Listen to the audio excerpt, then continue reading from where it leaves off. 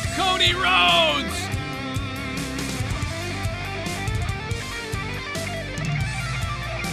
Ladies and gentlemen, Daddy's here!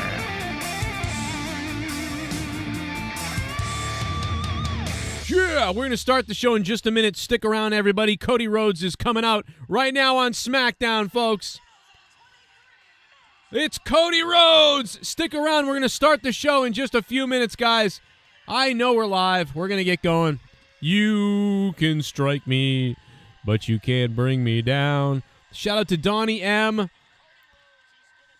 Aris from Maine. What up, man? Red Raven on Twitch. We're live on Twitch and YouTube from Corrupted and from Evil Spectrum 3.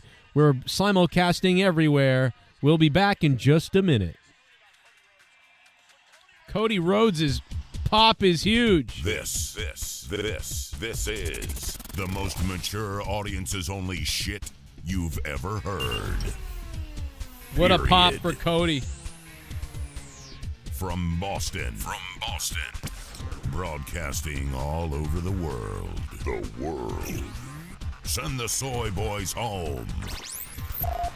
'Cause we ain't gonna sugarcoat shit. Drop down, I'm give it to you. This is the Joe Cronin Show.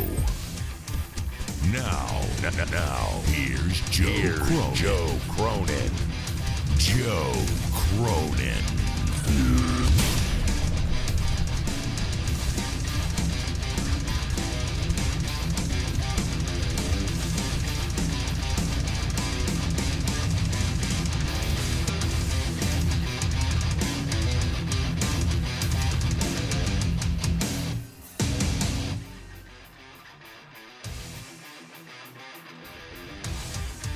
Joe, if you're listening, you stupid fuck. He looks like one of those guys that from Long Island that wants to be a white rapper, but he's 30-something years old, lives in his parents' basement with the droopy cap and the whatever, but he thinks he's Howard Stern, and he's got a cool way of talking in the microphone, and he's a very shock jock or whatever, and somehow or another he accumulates followers on Twitter. It's fucking pathetic. So please, nobody listen to anything involving a guy named Joe Cronin, because it's just so fucking sad.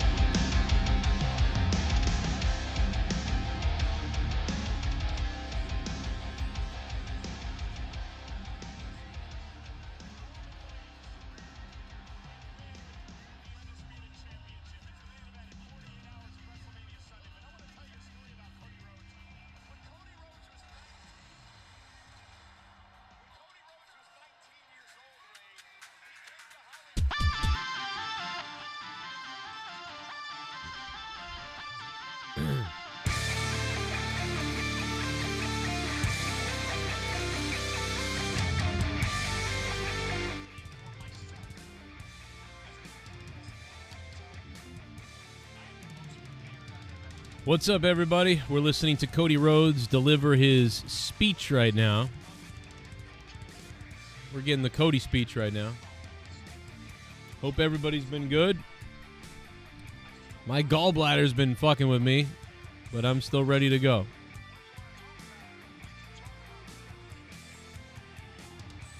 Let's talk about Brandy Rhodes, Cody.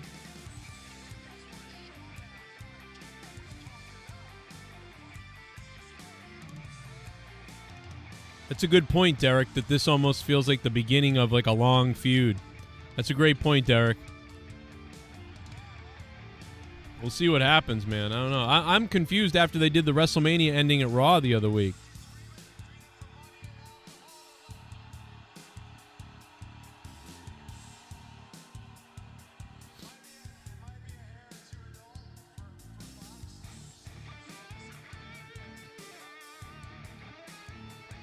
I'm good with no matter who wins, just nothing dumb like a DQ, says Derek Hance. It's a great point, Derek. It's good to be here live. We're just getting started. I'm kind of listening to Cody, so I haven't really got into my own thing yet. I do want to give you my own opinion and get into my own thing, but we're just slowly building into this because I did want to hear SmackDown, and I did want to hear what Cody said. So Very interesting stuff. We'll see. Did Cody just quote Tupac? Yeah. That's a little weird. I think Cody wanted to say the N-word live on WWE programming. That sounded like where he was going. I mean, Cody's going to be crucified for that coming up. Hey, I want to thank everybody who's on Twitch, man. Who would think this many people would be on Twitch at this point? Well, I mean, there's only 5 people watching on Twitch right now, but we just went live. It's good to be live on Twitch for the first time in a long time. So, thank you to everybody who's over on Twitch. That is wicked cool to be over there.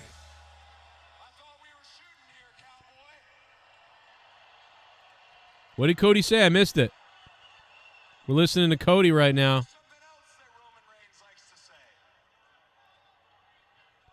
I missed it.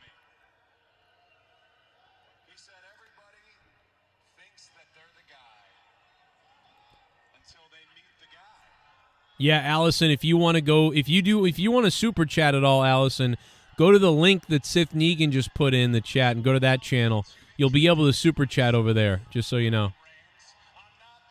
Appreciate it. We're listening to Cody right now.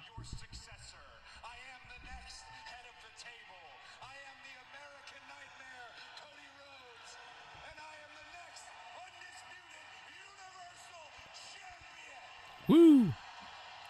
Cody going nuts. This Sunday at WrestleMania, I finish. Oh, shit. Here comes Roman Reigns. Here he comes. Here he comes. If you know what I mean.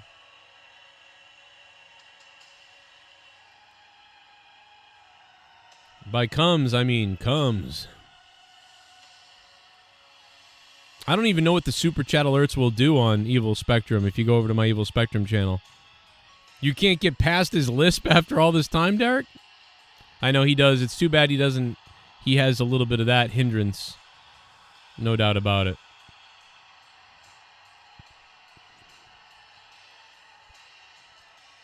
We are simulcasting live from everywhere.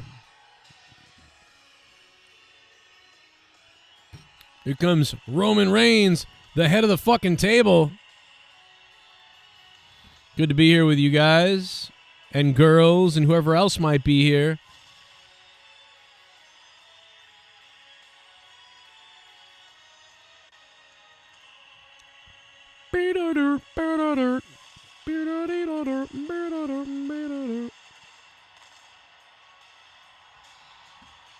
What the fuck is wrong now? God damn it, it was working earlier.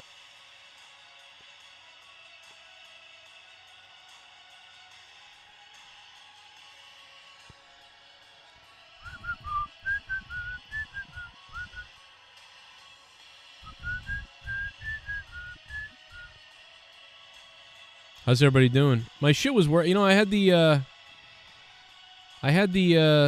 Stream Elements working great earlier.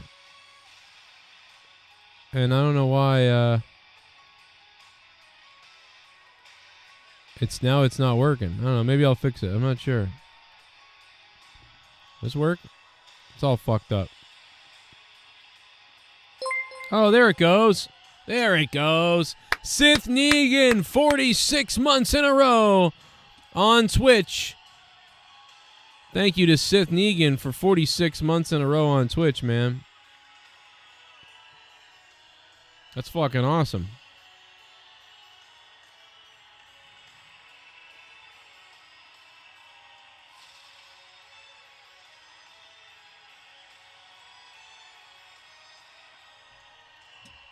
Oh.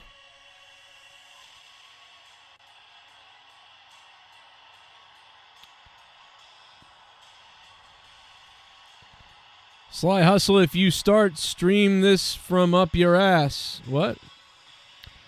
Sly Hustle J, if you start stream this from up your ass. Donate to Joe? Sith Negan said on Twitch. To Joe? Thank you, Sith. What up, Sith? Thank you for the donation. Geddy Lee's owl. Donated, I'm going to feast myself. Thank you, Geddy Lee. What's up? Bunghole. I think I know what you meant, Sith, but I'm too retarded to say it.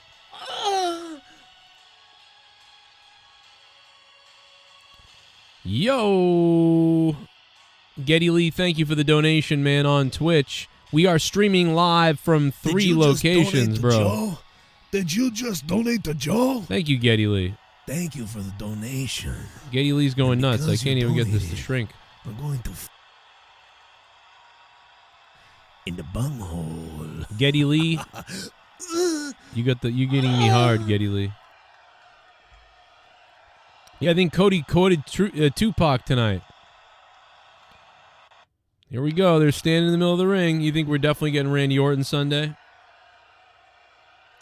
How's the stream doing, man? We're live from Evil Spectrum 3 on YouTube. We're live on Corrupted Nation on YouTube. And we're live on twitch.tv/Evil Spectrum 3. And I'm eating corn and SpaghettiOs. You raised a piece of shit. Hey, what up? I have an idea. If we lived in a crazier world, there would be a special announcement at WrestleMania where the New York prosecutor says I am declaring that the winner of the main event will determine if I drop the Trump indictment. Good luck. Send Orange Man to the Slammer. Damn. Yeah, that would be a good idea. Have a wrestling match to see if Trump actually goes to jail or not. I say send Trump if you send Clinton. If you send Clinton, send Trump. But if you don't send both, then what the fuck are we doing? You know?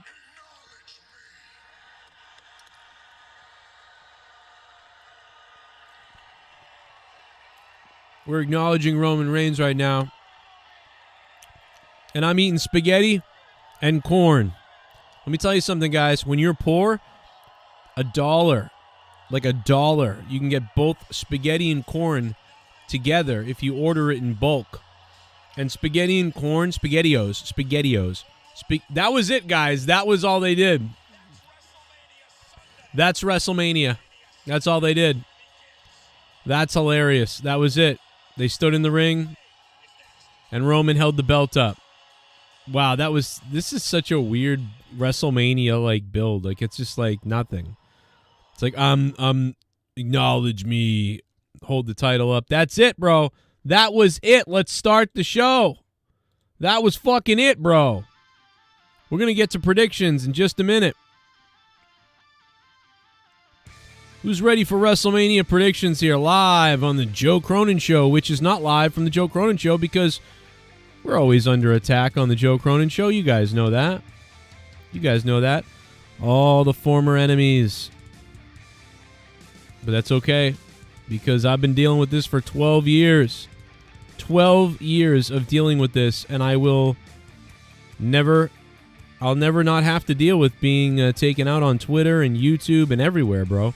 And I still keep going. I still keep doing this. Even though it's going to affect my income massively, I still keep doing it. They're laughing at me. But I've been dealing with this for 12 years. It's the Joe Cronin Show, live from Evil Spectrum 3, Corrupted Nation, and twitch.tv/Evil Spectrum 3. We're starting just now. Let's go, guys. Hit the chat. Hit the like button wherever you are. Especially on Twitch. There is no like button there. App on your phone or your computer or whatever. Over 2,000 hours of bonus content. Let's get hard. Content you never heard on YouTube, like the Corrupted Podcast, my morning podcast, my podcast with my wife, my podcast with Jake and JB and everybody else over the years. What up? There's hundreds of different shows on Patreon. Allison, go to Evil Spectrum 3 and you'll be able to use the super chat function if that's what you want.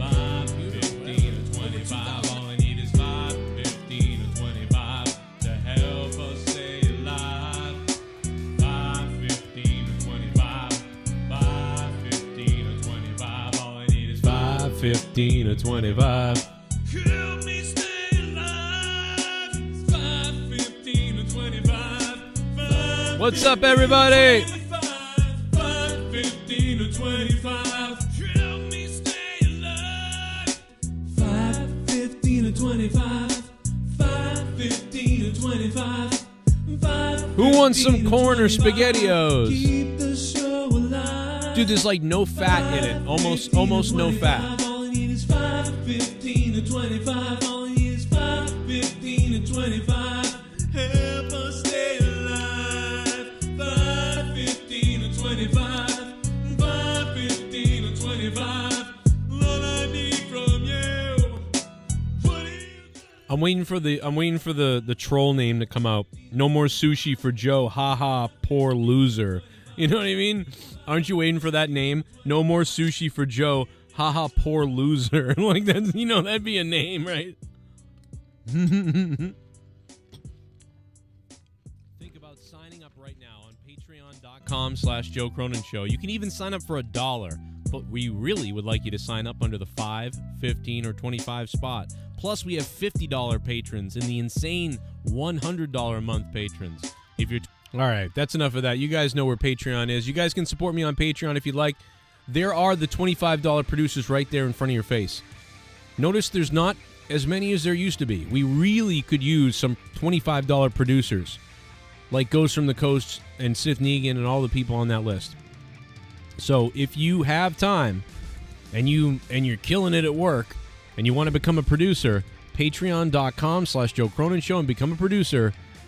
Just like the Ghost from the Coast, Joel Yates, Skittles, Brian Jardine, Alan Stober, Colonel Stutters, Dion Edwards, Jake Leonard, Stevie O, James Beggs, Sith Negan, Nikki J. the Weed God, Drew Barr, Matt Rossmeyer, and Alex O'Donnell have become $25 or above patrons on producers on Patreon. And that list is getting updated this week. So shout out to everybody in the chat for being here. We are simulcasting from 3 different locations tonight. If you didn't know that, I'm going to stop repeating it so much now because I'm going to actually start our prediction show. Mustafa's going to helm that in a second. If you guys want to donate, the link is there in the chat. On all chats, it's there. So whether you're on YouTube or Twitch or wherever you are, the donation link is being pinned right now to the top of the chat. I see about 18 people on Evil Spectrum 3. I see about 60-something on Corrupted Nation. And I see a little chunk of people on twitch.tv/Evil Spectrum 3. I want to thank everybody who supported over there, man. Thank you. I want to thank Donnie M., who just resubscribed for 39 months, Donnie M. Thank you, Donnie M. 39 months on Twitch. Think about that. I haven't even been streaming on Twitch, and Donnie M. has been supporting my Twitch channel, and knowingly, even though I'm not even on Twitch. So thank you, Donnie M. The Hall of Fame sucks this year. Well, you know what year it sucked was the year that there was no goddamn fans. That was the year it sucked. That was really sucky. Unholy, thanks for following me on Twitch. And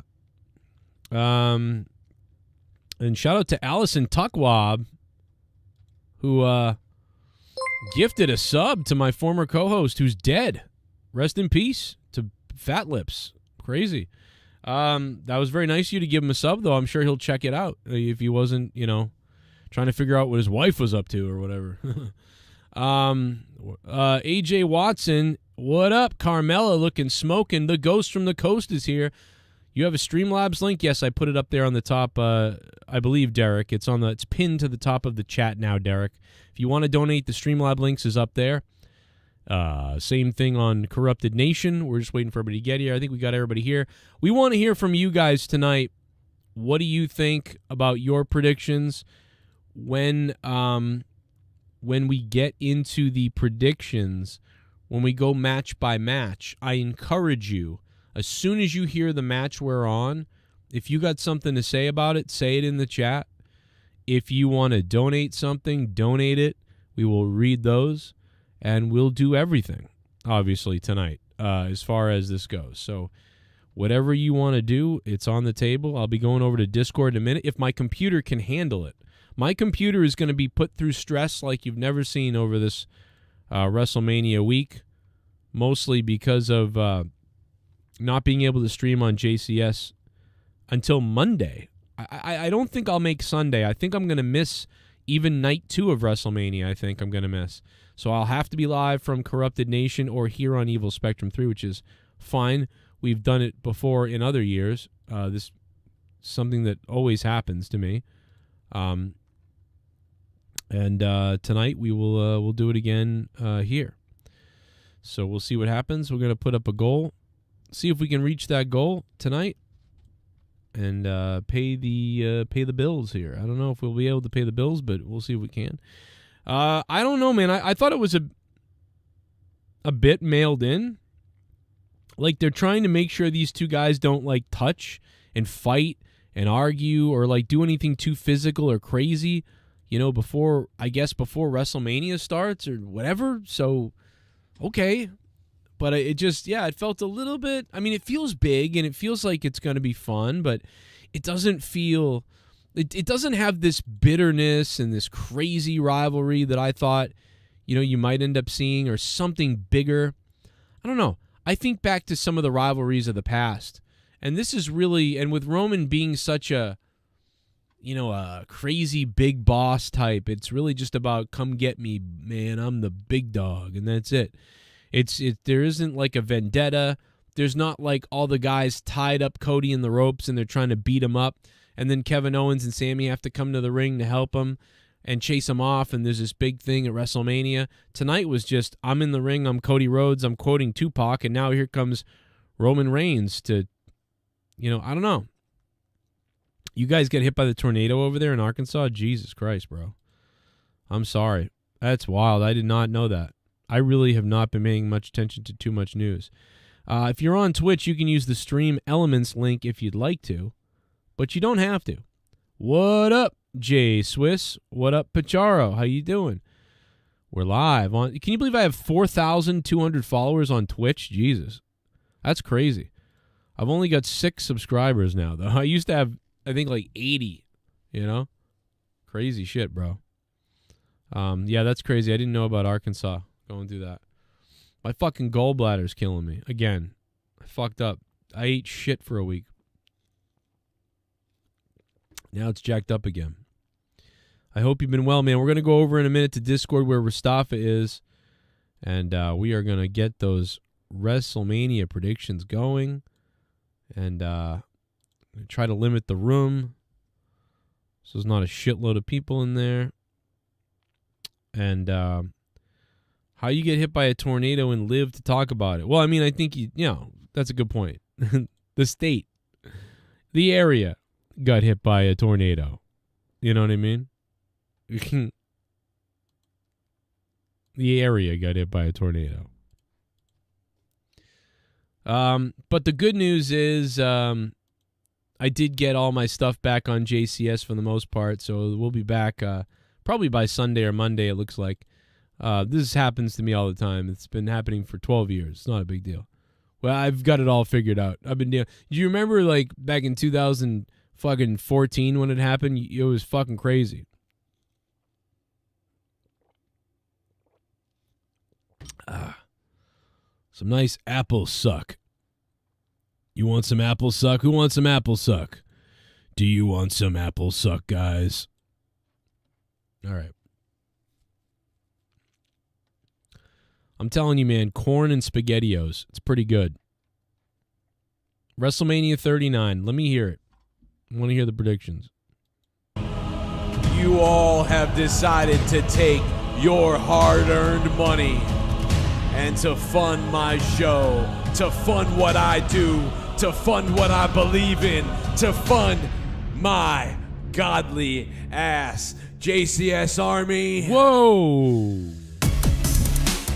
Donate to me.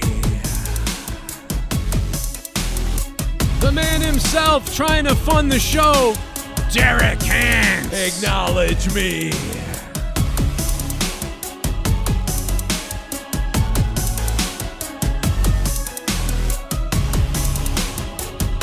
It's WrestleMania.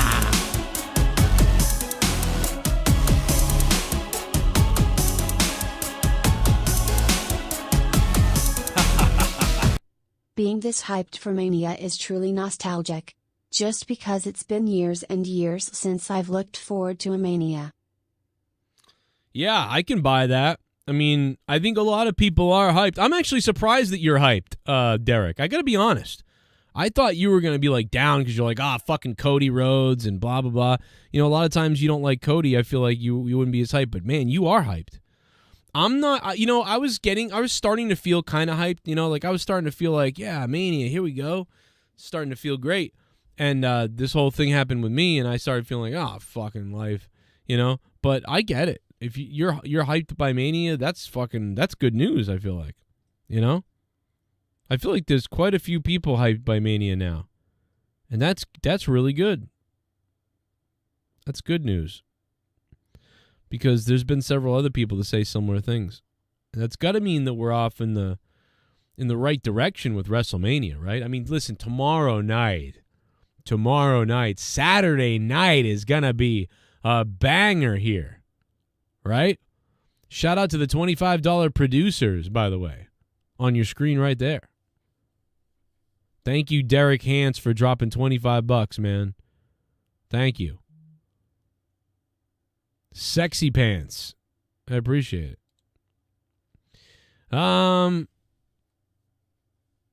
They should just retire the Universal Belt. Well, I mean, I don't like it either. But, I mean, I agree. It's fucking sucks. But, you know, it is what it is with WWE and that belt, you know. But, hey. Let's go to the donos. You raised a piece of shit. Hey, what up? Hey, what up? You should totally watch the new WWE 24 episode where they show all the behind the scenes in the lead up to last year's WrestleMania. Also, Rey Mysterio's speech tonight will be sad when he talks about Eddie. His son should attack him during it. Oh, I just want to say one last thing about Eddie, about my brother Eddie. Anyway, you raised a piece of shit. I've got AIDS. Hey, what up? First, sorry you have to go live on backup channel. You should totally watch the new WWE 24 episode where they show all the behind the scenes in the lead up to last year's WrestleMania. Also, it's gonna be sad when Ray talks about Eddie tonight. I think I might have played that twice by accident. My bad. How you doing, brother? You raised a piece of shit. Hey, what up? I have an idea. If we lived in a crazier world, there would be a special announcement at WrestleMania where the New York prosecutor says I am declaring that the winner of the main event will determine if I drop the Trump indictment. Good luck. I think I replayed all your donos. My bad. Thank you for the donations, though, man. I appreciate it. I think you're right. I think you might be right. And just for the hell of it, and thanks for gifting subs, man. Allison Tuckwab, thank you for gifting subs. Really appreciate it. Jay Swiss has subscribed 39 months. 39 months in a row for Jay Swiss on Twitch. Thank you, Jay Swiss, for all those big supportive subscriptions on Twitch. We're going to go over to... Oh, shit. We're going to wait. Motherfucker, here we go. Everyone knows I'm out the window. Yo, motherfucker, no romance, cause there ain't no chance in my happy pants. Could you perchance come and take this dance and leave me here? I'm a bad motherfucker, ain't got no fear. What the time? What's the time, motherfucker? Time, motherfucker. Put it in a happy rhyme, motherfucker. I said it's clock. Bang, bang, tick tock. Fucking suck. Oil shock. 2 on consignment, 1 in stock. What's the time, motherfucker? I said clock. I said clock. You doing a watch along both nights? Can't believe it's been 3 manias since COVID. I know. Can you believe it's been 3 months since COVID? That's nuts. Danielson. Hey, Danielson, thank you so much for dropping $10, bro. You are a fucking awesome person for that, just like Derek Hance. Thank you, Danielson. Hey, can you believe it's been a full year since what happened last year at WrestleMania? Does anybody remember what happened last year at WrestleMania? On my watch-along last year, night 1? Let's see. Let's remember this.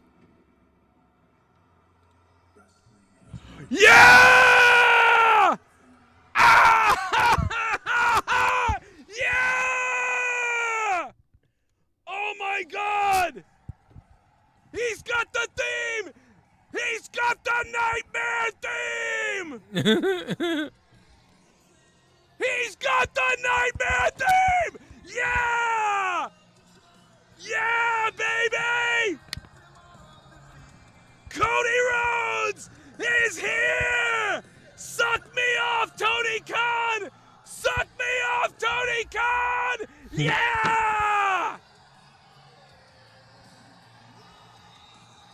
Oh my God! And that's a 38-year-old man right there. So that's embarrassing. Speaking of 38 and WrestleMania 39, which is about to happen, by the way, let's all talk about how last year my WrestleMania stream now has 39,000 views. That's kind of funny. 39,000 this year's WrestleMania 39.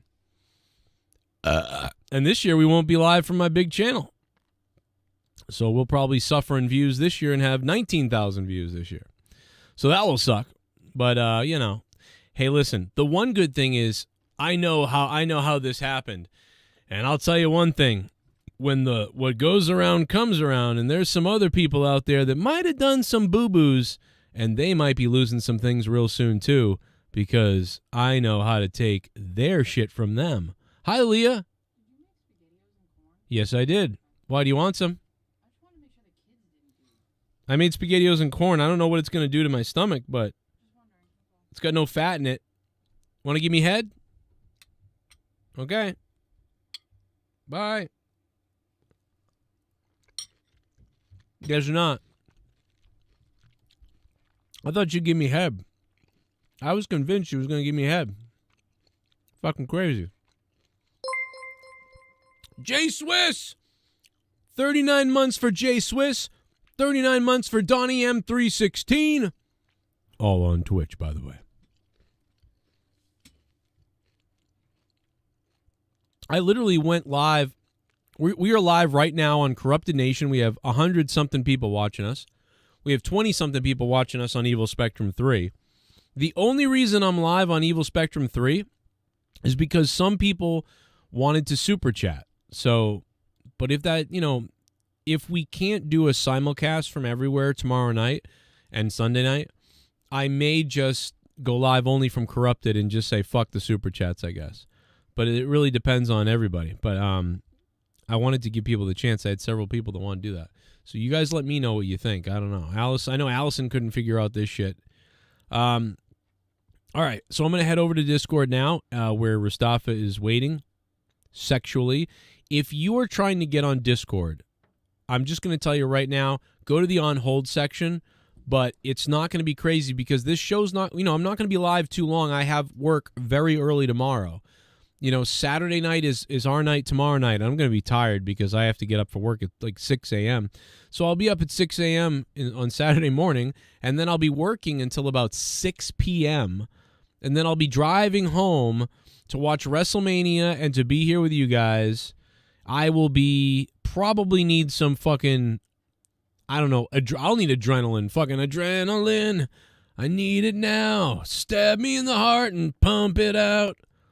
Because I'm going to have trouble, like, staying alive, probably. So just for the people wondering. Oh, my God. What's happening? Nobody. What's happening? Oh, my God. That blumpkin cunt pussy. Oh, my God. What's happening to my asshole? Oh, it's bombs away! What's happening to my ass? Do you got that blumpkin? It's a WrestleMania! The ghost! From the ghost! That pussy screws all of the men. Pumpkin, cunts, pussy, juice once. It's in my mouth, I'll swallow all your juice. Pumpkin, fucking cunts. I can't believe this is happening. Juice. That cunt is on the loose, that pussy juice. I want that pumpkin cunts, pussy juice. The Enterprise D! Nom nom nom nom nom nom nom. Pumpkin cunts, pussy juice. All I want in my mouth. I can't take all of it. It's dripping down my throat so wet. Pumpkin cunts, pussy juice. Pumpkin cunt, it's all I want from you. The Ghost from the Coast, ladies and gentlemen. It's WrestleMania 39. We got goddamn Mustafa standing by. I gobble it all, I make your pussy and your panties fall. I want to withdraw your fucking cunt. Your diva meat is on my front. I fucking lick it up my tongue. Pumpkin, oh cunt, pussy juice. That's all I fucking want from you. Your pumpkin, your cunt, your pussy juice. Oh, your pussy's the size of a goddamn moose. I want it so bad I can taste it from here. I wanna munch it, I'll munch your rear. Munch it. Let's get WrestleMania weekend going. Yeah, buddy. Ladies and gentlemen, the Ghost from the Coast has dropped the bomb, the bomb, the bomb, the bomb. Wow, my fucking mixer's breaking. my mixer's breaking. My computer's breaking. The whole goddamn world's breaking down. You know what I mean? God damn, the whole world's coming down. The Ghost from the Coast, thank you for dropping $100. That is epic. Very epic. Thank you, Ghost. And I don't think you have a mod on this channel, so now you're modded. Ghost from the Coast. Fucking Terp is here. Give fucking Terp a fucking wrench, too, because he's a fucking OG. Hey, Ghost from the Coast, man. Thank you. Thank you so much, dude. This is crazy. This was really crazy nice of you, dude. You just dropped $100 before anything's even really been done but me kind of babbling this first 20 minutes of this stream about really nothing so far except for Cody and Roman. Thank you, Ghost from the Coast, man. That was unbelievable. It feels like WrestleMania now because I'm hard. We're going to put Ghost from the Coast up here. Let's put him up there. $100. Beat that. Nobody's going to beat that. But if they do, I'll suck you off. Ghost, thank you for dropping a big $100. You are now sponsoring this stream officially up top. All right. Mustafa, sir, how are you? Pump it up, pump it up, pump it up. You know what? I was laughing at that I was thinking about that in the car driving home from work tonight, and I was thinking about how cheesy it was and how I had the old 1993 tape of that. It's crazy. And it was the Survivor Series song is really what it was. And later on, it was Linda McMahon's entrance. A lot of people don't remember that. Well, I remember Linda McMahon. It was weird. It was like, you know what they should have given her is some kind of stripper music. Yeah. She could have come out. They should have given her Sable's music. Oh my God! Imagine Linda McMahon coming out to Sable's music. Stacy Keibler and the legs thing. Yeah, that's a good one. I like that. Sith Negan. Well, she's getting inducted. I texted you, Sith. Did you see episode 7 of Picard, Sith? Get hard, Sith. They're gonna induct Stacy Keibler, and then she's gonna have sex with Linda. I think they'll call it Dusty's Classic. I don't know. They'll do it in front of Tess Earn. True. Anyway, Mustafa, why don't you take us through the card of night 1? Do you know the card of night 1 versus night 2? I have everything in front of me right now. But before we even go through that, question, just because I'm just make sure I'm following up with everything because I've been watching so much wrestling the past 24 hours. Did NXT Level Up actually happen yet, or is it later? NXT Level Up happens at like 5 o'clock or something. 11 o'clock or something. Okay. It's like early. Just because I've just been consuming so much wrestling, like Japanese stuff. They just did the multiverse thing, which was an okay show. There was some other stuff. I think GCW did something. Moxley was there. He actually beat the crap out of somebody, which was pretty cool.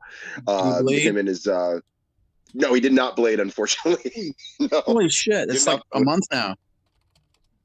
At least I didn't see any blood when I saw it. They were like, "Stop doing this, Mox." They were like, "Stop it." There is so much to go over. I mean, again, there's even news before we even get into Mania. Vince is going to obviously be at the show. It's not a surprise, but apparently the news around is saying that he's still looking for buyers. That's going hard. And then apparently he's on a 2-year term as far as being the owner, as far as like, you know, after everything that happened with the hush money. Okay. So he'll be back, you mean? Or what do you mean? Like he's back as the owner. As far as the creative, I mean, again, he's got little prints here and there on television, but Triple H is still pretty much in charge of the creative. But secretly he's really he's really like the CEO again. That's the really he is the Nick Khan technically is still like, you know, like the active president, but at the same time Vince is the owner. Mm-hmm. Okay, I get it. Yeah, it's I mean, again, I know there's a lot of fans out there going, "Oh, I'm not going to watch Mania because of Vince." I'm like, really, dude? Come on. No, come on. When Vince I'm not going to watch WrestleMania because of Vince. Fuck, Yeah. Whoever said that's retarded. Come on. Yeah, It's going to be a pretty good Mania this year. Well, here's the thing with that, and I'm actually going to echo off that. Last year, I was looking forward to Mania more so than the previous Manias that we had seen because of the long-term booking with Roman. And also the fact that the matches, especially with the women, were getting better. Like Bianca and Becky, I thought was the best women's match last year for me. And this year, I mean, we got even more long-term story. Dude, like, I'd be damned. We got long-term booking, and it's working. Yep. Right. Like, oh my God. And again, like I said, I'm like watching multiple things as we're live. I'm watching Rampage, Level Up, Hall of Fame is on currently right now. And I'm just like keeping up with everything right now. But yeah, there's just so much going on, like in LA. It's insane. Yeah. Like there's even reports going on that there's apparently going to be some alleged call-ups from NXT. I mean, again, which actually I want to talk about first, Joe. Do you feel that in the main event that we're going to see a title change, or we're not going to see a title change based upon who's going to probably most likely be up on the main roster? Braun's going to lose. I have no idea. You think so? Because again, and I'll get to later why I think so. Because I want you to go ahead and when we get to the end. We've been seeing the other guy going up in dark matches. You know, up in. I have no idea. I'll tell you what. I have no idea what's happening in NXT because I have not been watching NXT. I don't care. So I couldn't predict any NXT stuff to you. I don't know. I don't care about NXT anymore.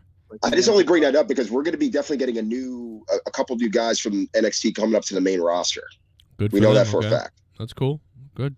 Yeah. Sure. So which is a freshing, start. I mean, we had that last year with a few people, but wasn't really that much of an impact until like we really got. I was pumped. LA Knight. Let me tell you something. I was pumped like 5 years ago when NXT people came up and stuff like that, and then they did shit and it went to shit.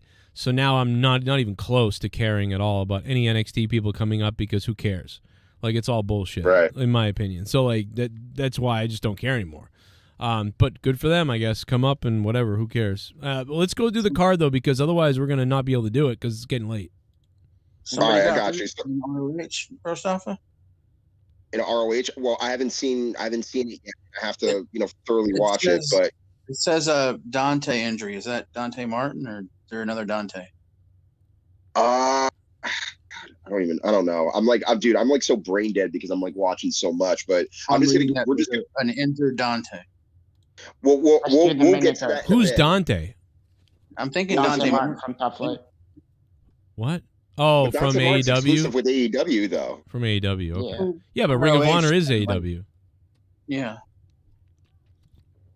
Fuck it, I don't know. Who cares? Why are we talking? Just do the WrestleMania card. Fuck Ring of Honor. Okay, fuck it.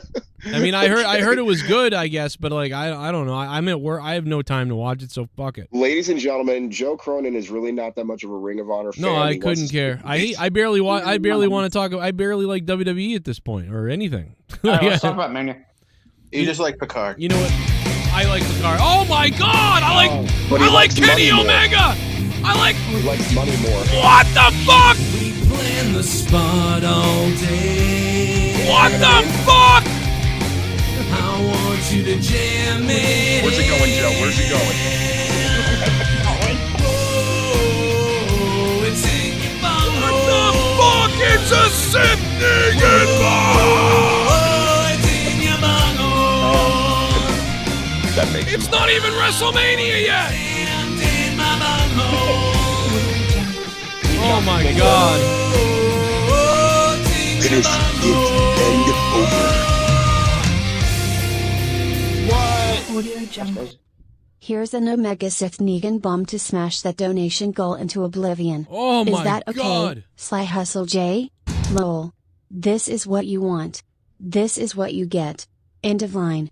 Hashtag the enemy designed. Holy shit. I am blown away because Sith Negan. This is what you want. This is what you Oh my God, Sith. In the head you didn't get. This is what I want to get head. Sith Negan dropping a $500 mega bomb. He's here. I don't believe it. What does everybody love? Omega putting it up the asshole. I don't believe it.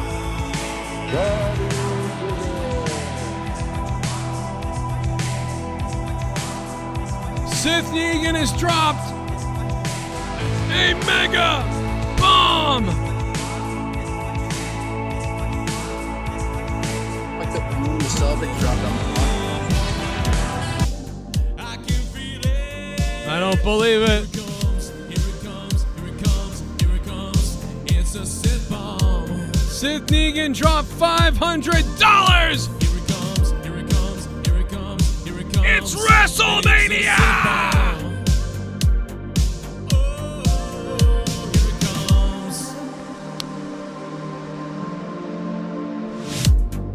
I can feel it in the air.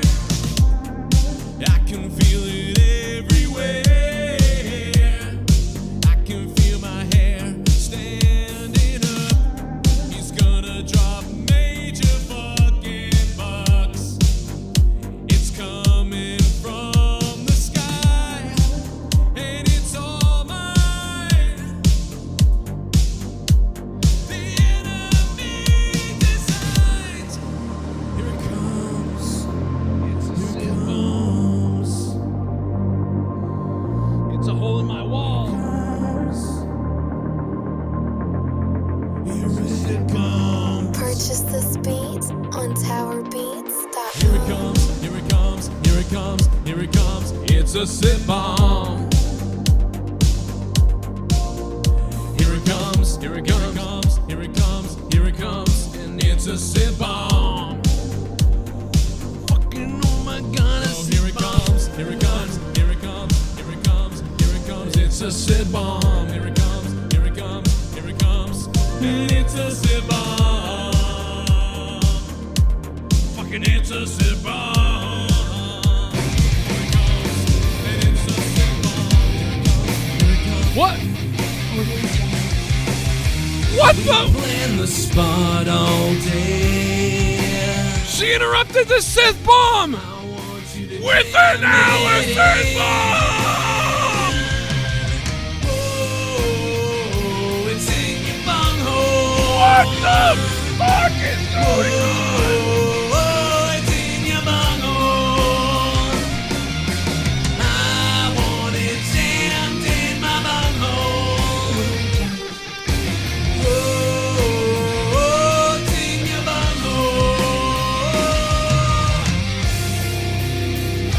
bunghole. Audio Jungle. What happened to Brady while he was there? Nanny went missing and I'm not for sure, but I don't see Alexis now. For Aaron, I have seen the Jets and Packer fans should start a riot and get Aaron to the Jets. The bosses did. The Packers would have to give up and to stop the riot. I'm sorry. I just fainted for a second. Allison Takwa! bomb. That's crazy. After Sith Negan drops a bomb nuclear weapon, Sith Negan, Allison has now dropped a $200 donation. Allison with a super chat that I'm going to take a few minutes here to decipher what she just said. So let's take a second here to figure out what Allison just said. I'm going to read everything because she said a lot, which good thing she did. It's a lot of shit she just donated. Sith Negan with a bomb.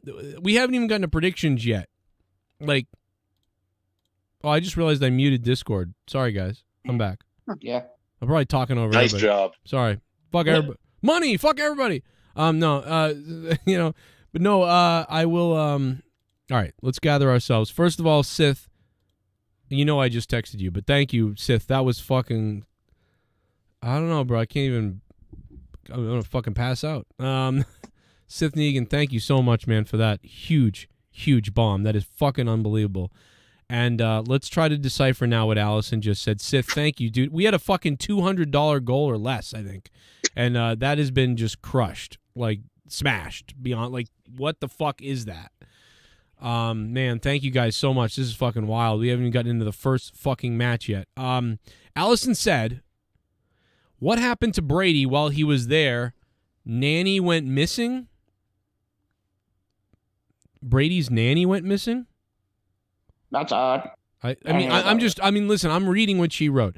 What happened to Brady while he was there? Nanny went missing. And I'm not sure, but I don't see Alexis now for Aaron. I have seen the Jets and Packers fans. So, okay, I think, so Alexis, I think she means WWE. So Alexa Bliss is missing. I know that. Yeah. So that's weird. I don't know what's up with that, if she's going to show up at Mania or why is she on the sidelines. As far as Brady and his nanny, I don't know what that means exactly. Now, I heard she was a hooker. I did hear that, Allison. I will say that. I heard Brady's nanny was a hooker, but I don't know where she went. Mikkel's mom. Right. Probably similar to Mikkel's mom. And gotta keep track of these hoes, man. I don't, and listen, I don't blame him, to be honest. And Alexa, we don't know.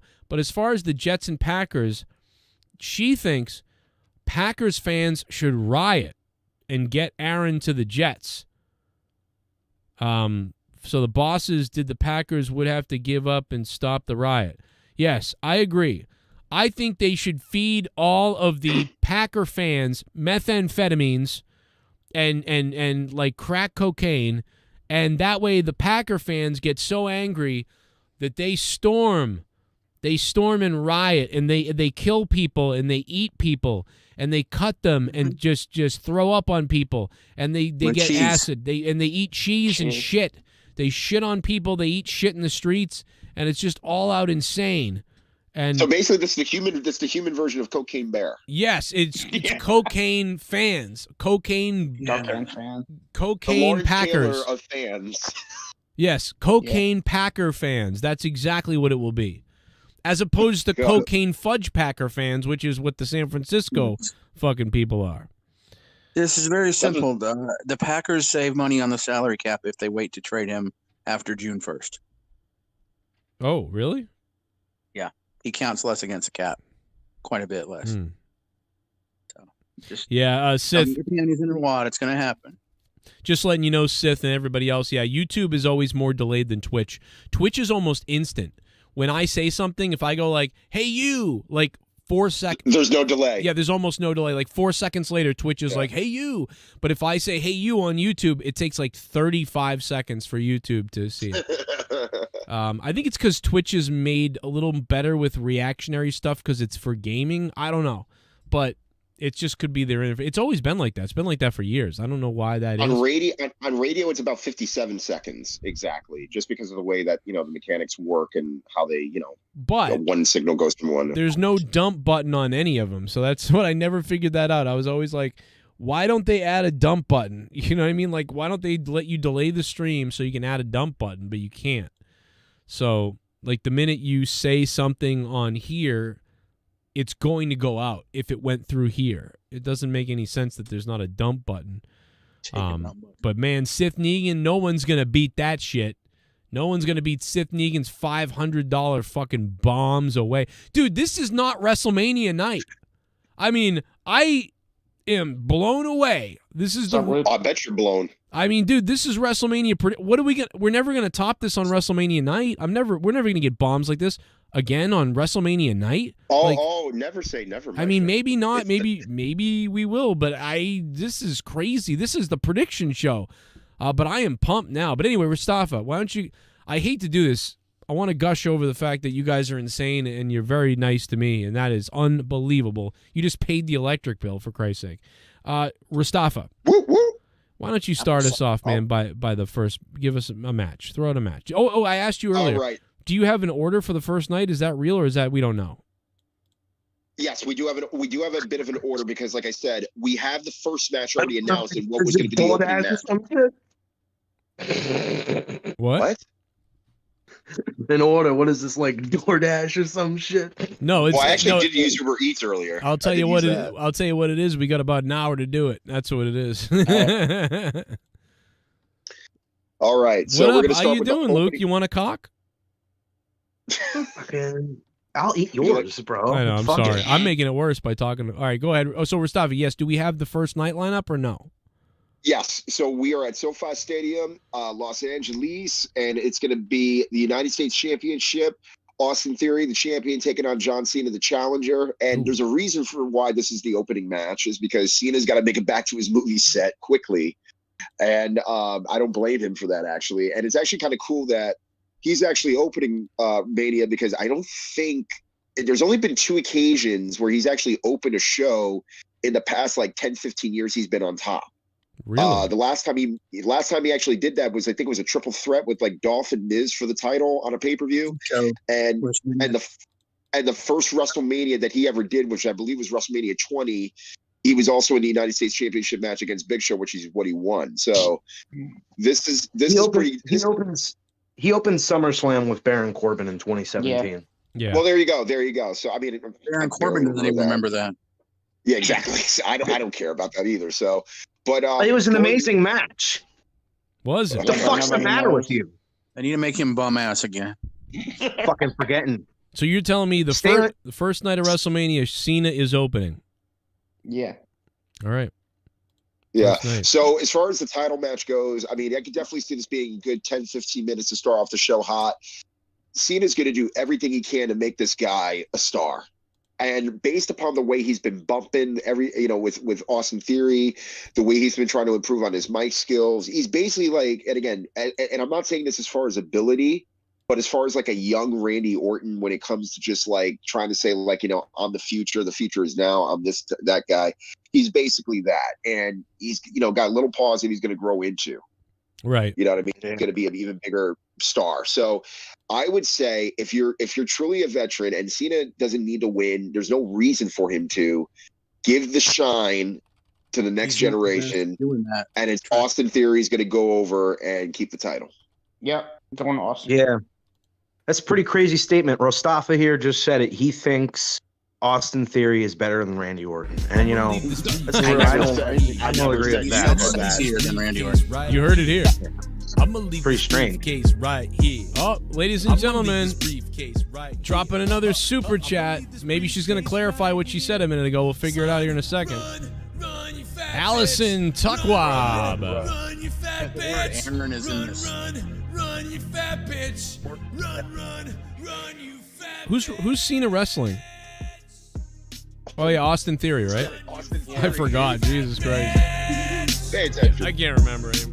Don't you think I'm a fucking terrorist? Run, you fat bitch.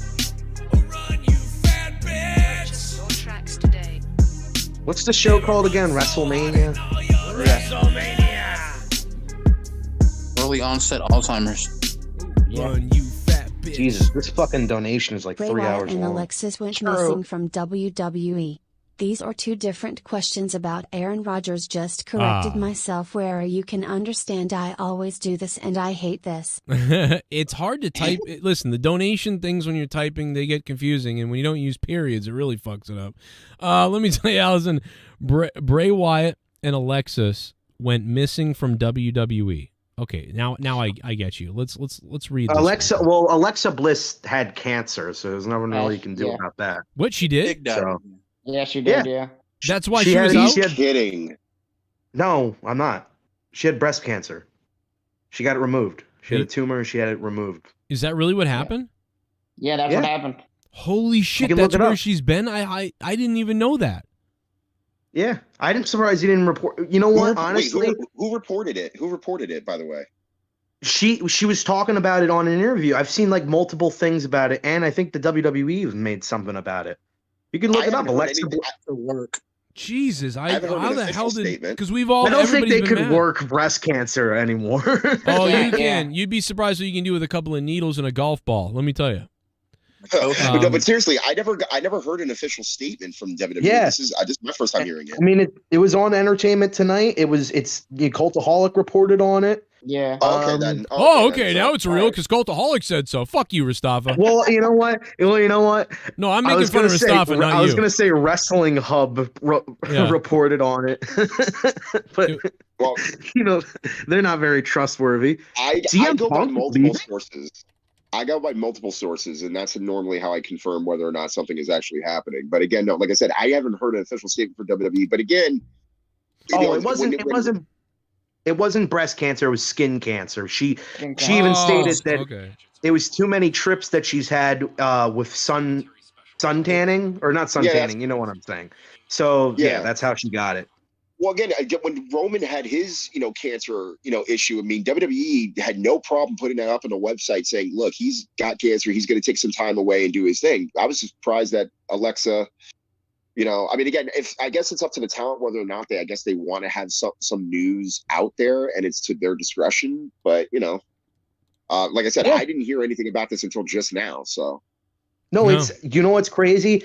At first, I saw like a thumbnail to like one of those fake wrestling, like, Alexa Bliss's final days or some shit. Oh my god, that guy did that. Oh Jesus Christ! But I thought it was fake. But then I looked up Alexa Bliss cancer because I was thinking, nothing's gonna pop up of it. And when I saw it pop up on Entertainment Tonight, I was like, okay, so it must actually be serious. Yeah, because it's like they wouldn't report on anything to do with WWE. Yeah.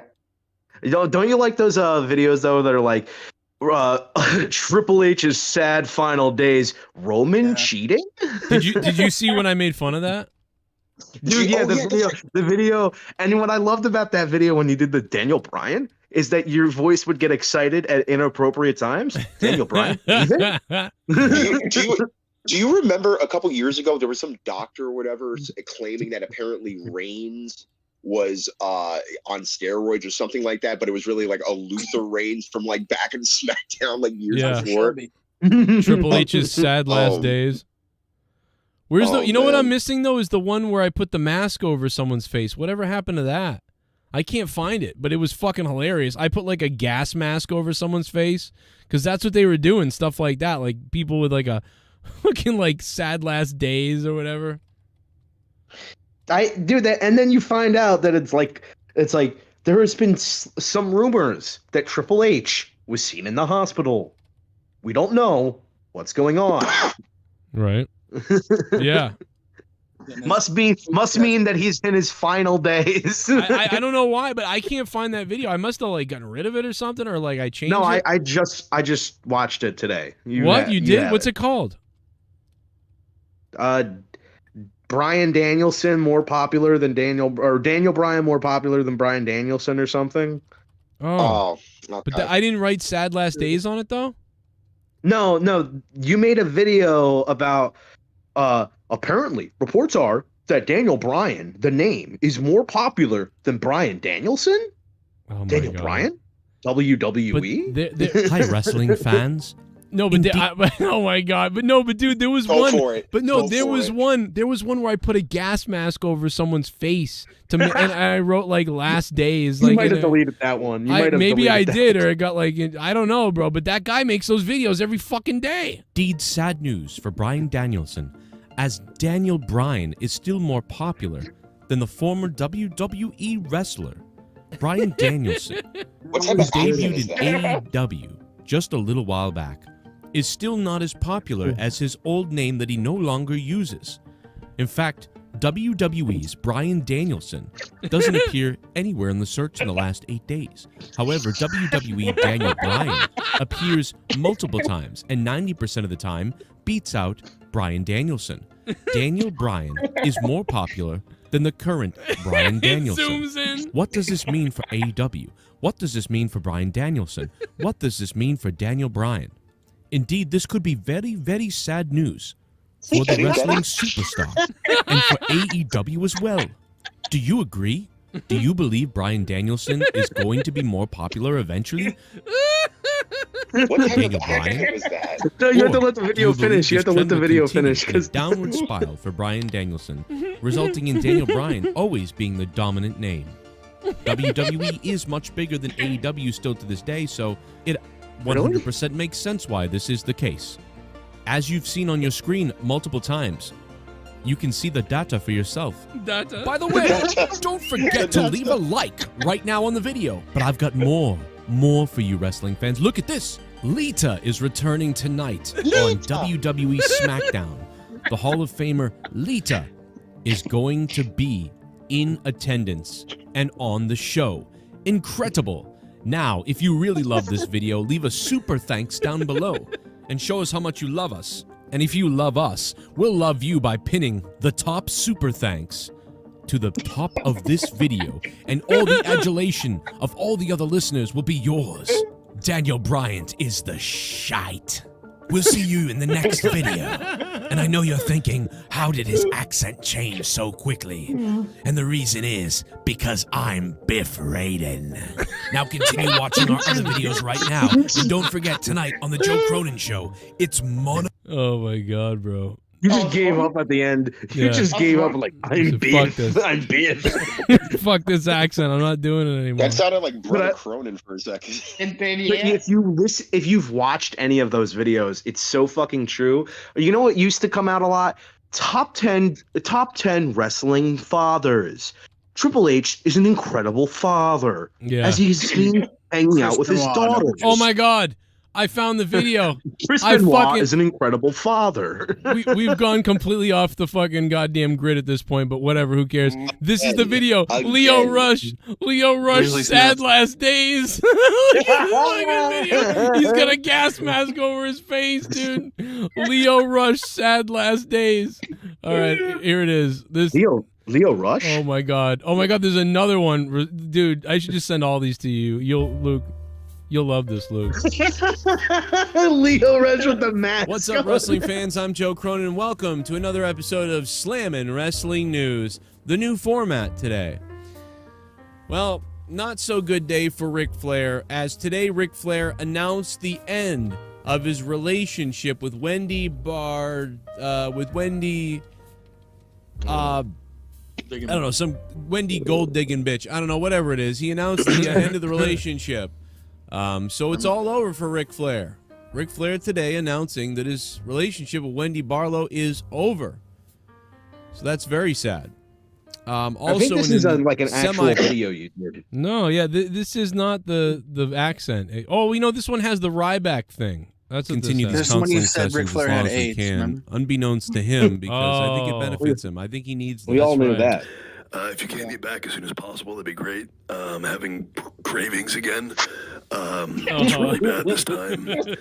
I've been thinking all day long about just taking Undertaker's ass, having his ass, having my way with his ass, and while I'm penetrating Mark Calloway, I'm eating chicken nuggets on my channel live in front of a bunch of people, and the whole chat room saying Joe Cronin, and that's making me angry because I'm trying to take Undertaker's ass, and I can't. Joe Cronin.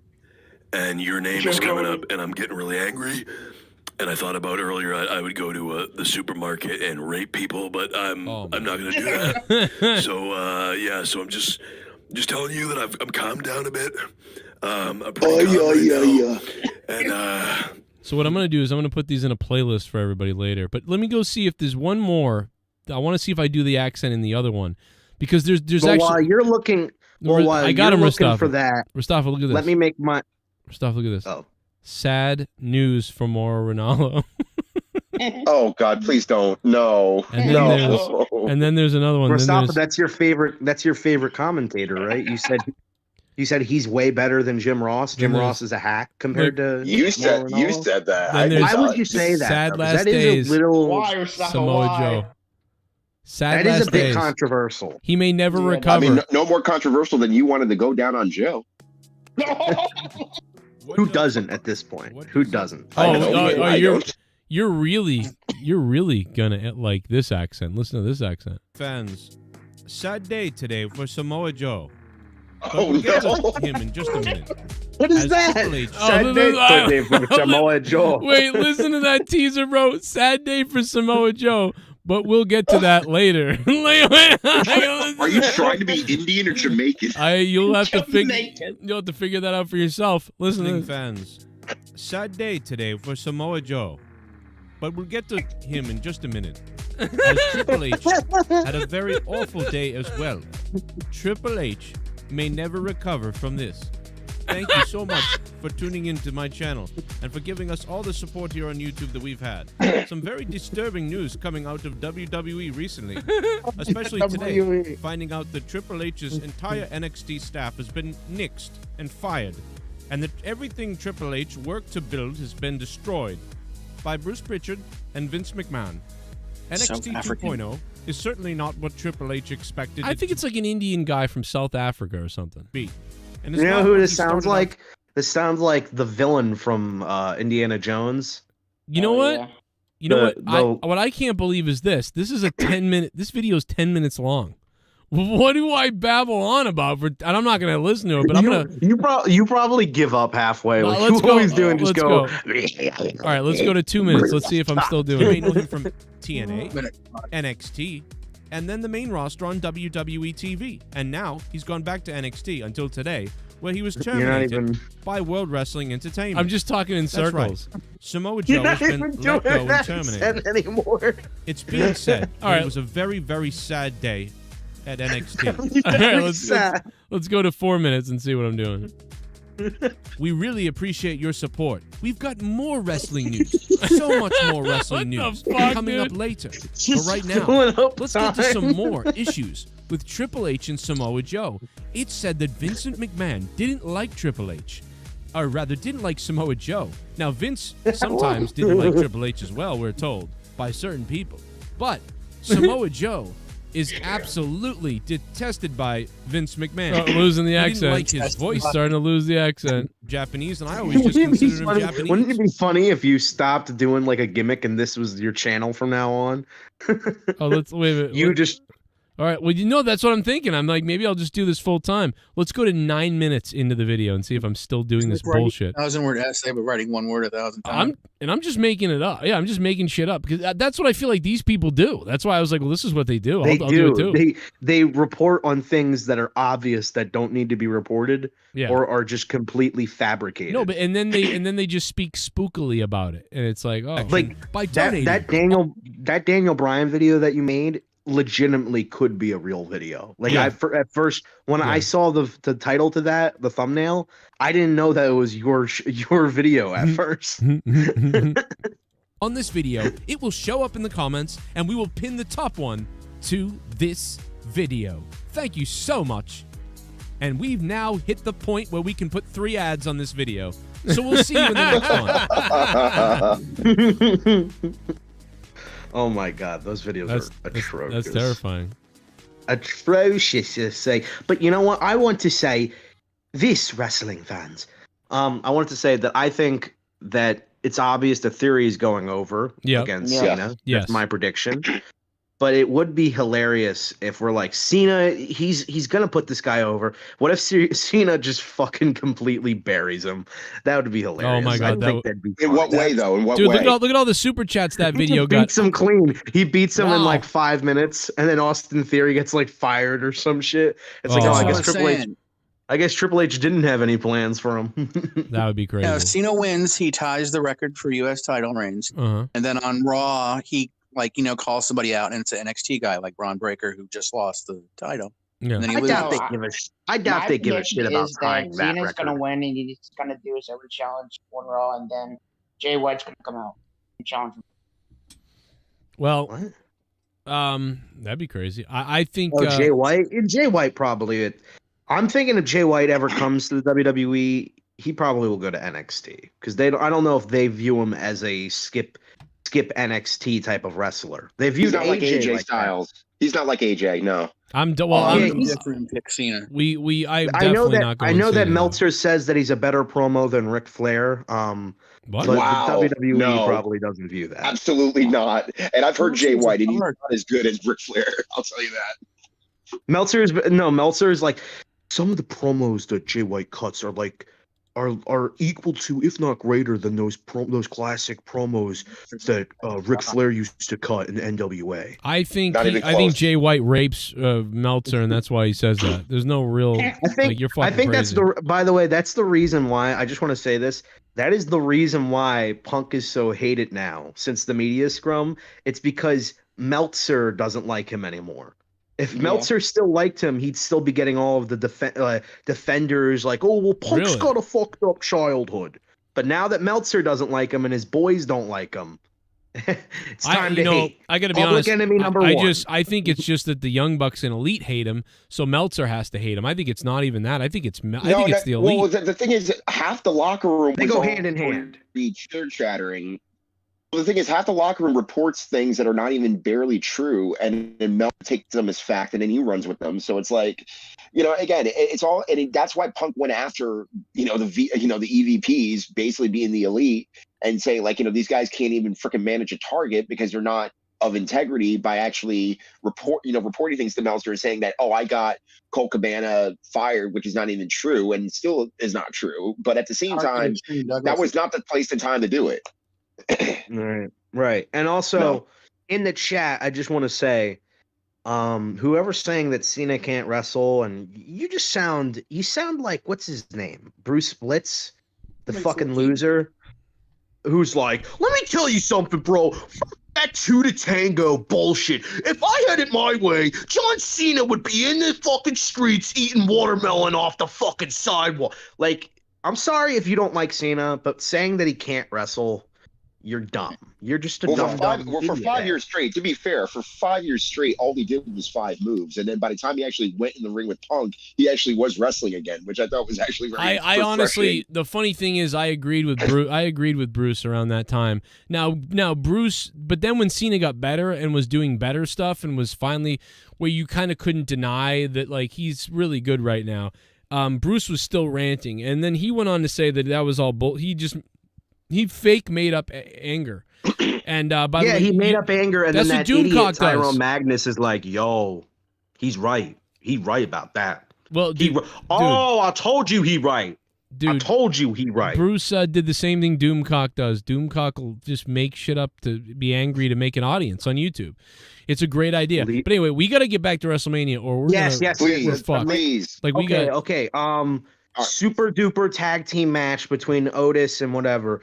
I think that's going to be the best match of the night. Well, that's not until night 2. I don't think. Or no, that is night 1. It is Alpha Academy, Braun Strowman, Ricochet, Street Profits, and Viking Raiders. They did that tonight on SmackDown. Yeah, they already did this. Yeah, we were. And the Andre the Giant. Fuck you! You're not getting on the WrestleMania card, you fat piece of garbage.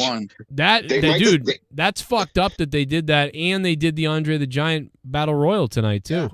Fuck no, it's not fucked up. Good. Stop wasting my time. Don't put it on the card. I like a Rumble. It's like a rape puppy. Well, the reason being is because they want to get these guys like that WrestleMania payoff and all that other stuff. I mean, honestly, wait, they're giving them a WrestleMania payoff for a SmackDown? Some people need to understand that WrestleMania, you can't just, like, I heard Soul Monster and others complaining about it too, where they're like, why aren't these guys on the card? WrestleMania is the biggest show of the year. Why is it that we need to fill up space so people can be on the show? It's not a participation award. You get on WrestleMania because you deserve to be on it. I'm sorry that your dumb 17-man tag team match didn't make it. If that, I'm sorry that the 45-man battle royal that nobody wanted to watch didn't make it to the card. That's the problem is because back in the day, man, you had 6 to 10 matches usually. and you had to be on the show and you had to be a badass. Now it's like, oh, we got to find a way to get everybody in there somehow, and that's like, wow, talk about the mentality changing, and it's like, nah, fuck it, bro. They fucking sink or swim. People are complaining like, I can't believe Lashley's not going to be on WrestleMania. It's like, it's unfortunate, and I feel bad for him, and it's really not his fault. But at the same time, kind of is. He sucks on the mic. I'll tell you what. He sucks on the mic. That's what it comes. That's why. That's why he's not. He sucks on the mic. He's not in any interesting storylines, and his only chance with Bray Wyatt was squandered. Yeah, but we don't know. That storyline didn't go well. Yeah, and that wasn't going to be some fucking fantastic match that I would like. It was that match probably would have sucked so hard. Thank God we're not getting that. It would have. Thank God it got off. Yeah. Well, what do you got next then? That actually will happen. All right, so this is one that's, again, long-term booking. It's probably not as far as, but I will say as far as heat goes, this match is going to get so much heat. Rey Mysterio taking on Dominic Mysterio, that place is going to go so ballistic, booing Dom. But the funny thing is that this is much needed. Dom, as far as, athletically, again, he's gotten better. He's not where I think he should be yet. But I think he will, especially since that he's, this is his first time in a big match, especially with his dad. The whole point of this match was to build up Dom. And the fact that he's getting natural heat before he even says a word, fans are booing him. And that's a special gift that not a lot of people can, obtain. You can either love to hate somebody or you can just disdain somebody and not acknowledge him. Dominic has hit in every single point and has been. And he's been only in the ring very few times, either one-on-one or mostly in tags, and not doing a whole lot because they're trying to protect him for a number of reasons, but in a good way. So if you're going to, just like, Theory and Cena, if you're really going to do this the right way and keep this, especially continuing, because Ray has even stated he doesn't look like he's going to retire anytime soon, even though his contract ends this year. But if it were to say that Mysterio wanted to leave the company, what better way to put over somebody you think is going to take the ball, run with the Mysterio name, let alone being your son? Dominic gets the win. Yeah, I can see Dominic winning. I think okay, here's the thing. Yeah, this is the Owen Hart, Bret Hart WrestleMania 1 first, WrestleMania first match of the night type of thing. I think this is because WrestleMania... this WrestleMania feels like it's going to be a feel-good WrestleMania, similar to how last year's was. I don't think they're going to have Dom win this one, but they'll have him win the next match. That's right. I think you're right, Rojas, and I'm going with Rey Mysterio as well. No, just out of curiosity, why would you say that? I'm just curious. Well, because there's so much more. You have a lot more time with this feud because obviously this isn't going to be just the big blow-off match. I want to put my son over. There's going to be something down the line. What I think is going to happen is there's going to be like some sort of no disqualification match or they'll probably have 3 matches. And the next one, Dom wins. And then whatever the third one is, maybe it'll be like a ladder match, like sort of like the custody ladder match or whatever that Ray and Eddie had. That will probably be the blow off where Dom wins. And then, boom, Dom squad for the win. That's the new name. Dom and Finn Balor versus Bad Bunny and Rey Mysterio at SummerSlam. That's what I can see. I could definitely see Bad Bunny getting into the mix later. But like I said, I was saying more so from Dominic in the sense that Dominic is not going to win clean if he were to win. He's definitely going to have some outside interference happen. And that definitely would, again, the whole lie, cheat, and steal thing. That's why I kind of was like, if anybody, especially on a big stage, again, Ray can get his win back. It's not like to say which one is going to get their win is going to be more important than the other. If Ray wins, great. If Dominic wins, even better to a degree. But either way, I could definitely see there being, 2 more matches, one in Backlash. Did you all see what happened on SmackDown regarding with Ray? Yeah, bro. He busted out a LWO Latino World Order shirt with the Phantasma guys. I have a feeling those guys are turning on Ray. Maybe. Well, I get it. You could do that, but you already have heels in the Judgment Day, so there's no point of having more heels beating up on Ray. It just wouldn't. True. Yeah, Ray's the only Hispanic face. Oh, right now, so I'm watching Hall of Fame. So Dominic and Rhea are just shown on the screen, and all that, and they're getting nuclear heat from the crowd. So that's would be great. I loved, and Rhea still calls him Dum Dum. Like they went into the WrestleMania Superstore earlier, I think it was today, and basically spray painted Charlotte, and I think they took Eddie. Dude, what if Dominic comes out in Eddie's lowrider? Dude, I can see that happening.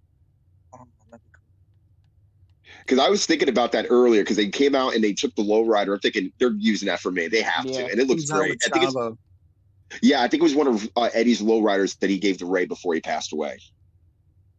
How many of those did he have? So he'll write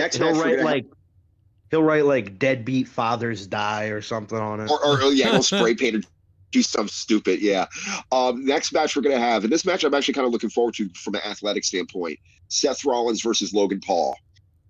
Again, Logan, he says that his contract is up for a year, and again, I don't know the facts behind it. It might be true, might not be true, because again, he said it in an interview. But the fact that he allegedly, the WWE said you're signed a multi-deal year contract. Again, I don't know the facts behind it. All I know is that Logan Paul has impressed me. And I'm not easily impressed by celebrities coming in and, getting involved. But unless they show their cock. Him, Bad Bunny, and Pat McAfee set a new standard for how celebrities should be doing this. Yeah. And again, third Mania Seth loses if he loses again. Third or well, fourth. that's the thing. Dude. But that's the thing. I see Logan as somebody that if he did take this very seriously and he really wanted to be in the business, he absolutely can, because he's a natural heel.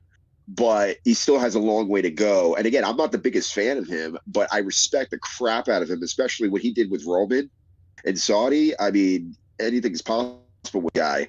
But Seth needs to get his receipt. Seth has been humiliated 2 pay-per-views straight. He needs to get back. By Logan. Yeah, and then got knocked out by Logan twice on Raw, and he also needs to get back into the WWE title picture in a lot of ways, depending on who's going to be the winner of the main event. So Seth, I feel, definitely deserves the win on this one. Yeah, well, I think it's obvious that Seth's going to win this one. I don't think Logan is there to be the guy who they're going to be putting over against people, because I think he's really just meant to be enhancement talent, which, is the first time that a celebrity has ever been in that role, but he fits in it well. By the way, for all of you in the chat still saying that Cena can't wrestle, you're really bending over backwards. I mean, Turpa 21, the format of the matches is what makes you think they're good. Like, what does that even mean? Well, listen, I'll tell you what. Cena has a basic move set. He's a great storytelling wrestling type of guy. Hulk Hogan really couldn't wrestle much either. But he had both had great psychology. It's the psychology that he's got he's pretty good with that. He doesn't have what the about best what about all the matches that he's had with Styles, CM Punk, fucking Edge, Shawn Michaels, HBK, Triple H, Randy Orton? But I guess all those were I didn't like them. They were good. I didn't like them. I just thought that they were good. I didn't like Okay, most so of them. I'm going to recommend a match. That guy that's writing in the chat, rewatch Shawn Michaels and John Cena when they had an hour-long match. I think it was right before 23? Backlash in 2007. Oh, I was talking about WrestleMania. WrestleMania 23 was pretty good with him.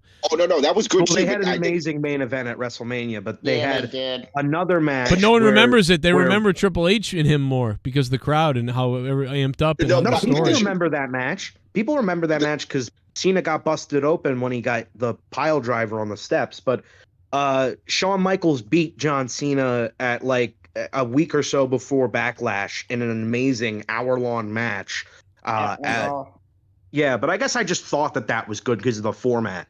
No, because that match in particular wasn't supposed to be originally an hour. From what I remember it was supposed to be Edge and Randy in the main event. Randy did something stupid that weekend or that night, so they pulled that. They asked Shawn, and as the match was going on, Mike Chioda was giving the word like, "Guys, keep going, keep going. We're gonna end the show with you guys," and they just kept going, and then that's how it pretty much went down.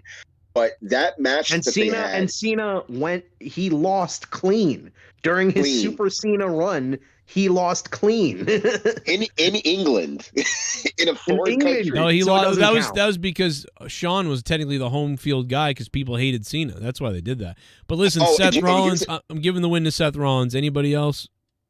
Yes, Seth is going to win. And people also don't remember that in the WrestleMania 23 match between Shawn and Cena, people forget there was some craze fan that tried to interrupt the main event. Yeah, the fat guy. The fat guy? Naked guy. There's always somebody in Shawn Michaels matches. You ever realize that? Like, there's a drunk guy, there's an angry guy, a lady tried to make out with him. There's the retard kid. Autistic child. Yeah, like everybody. Also in Seth Rollins' entrances, either the entrance or the exit with Seth Rollins, some guy, whether it's somebody in Jamaican dreads or somebody who thought he owed him money and just spears him in the middle of the aisle. Yeah. Oh. All right, but okay, we'll stop this discussion, but I do want to say that Big Merc made me laugh when he was like, I've seen enough. Hilarious. You won the night. You won the fucking night, Big Merc. All right, so we have a 6-women's tag match. We have Becky Lynch, Lita, Trish Stratus taking on Damage Control, Bayley, Dakota Kai, and Io Sky. There were some hints on Monday that I thought potentially Trish can turn heel. Yeah, I can see that. Trish versus Really? I can see Trish turning on Becky and Lita at WrestleMania, and then Trish versus Becky at SummerSlam. That's what I'm seeing, and that's what I'm feeling, because there's also been rumor speculation that Trish may turn heel because she wants to feud with Becky. But again, no, it's like, if that's the case, we only are going to see Trish every so often, which is fine. I mean, she's not going to wrestle that much.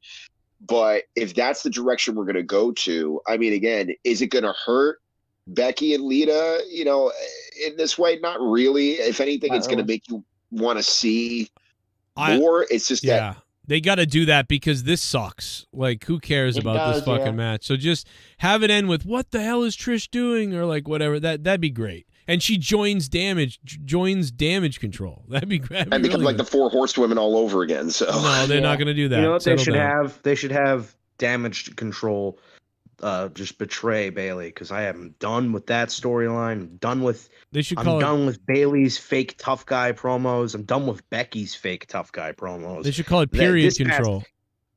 This past Raw, she had this promo that was like supposed to be like, oh shit, she's breaking the fourth wall. She's breaking barriers down, but her delivery is just not convincing. She sounds like, what she sounds like when she's gasping for air on Monday. Yeah, you know what she sounds like when wrestlers do skits, like on their YouTube channel, when they're impersonating other wrestlers. Where they're like, oh, this is where I'm going to pretend I'm Stone Cold Steve Austin. Hell yeah. She doesn't sound convincing. She sounds like she's putting on persona, which, yes, she is, because she's, doing a promo. It's kayfabe and all that.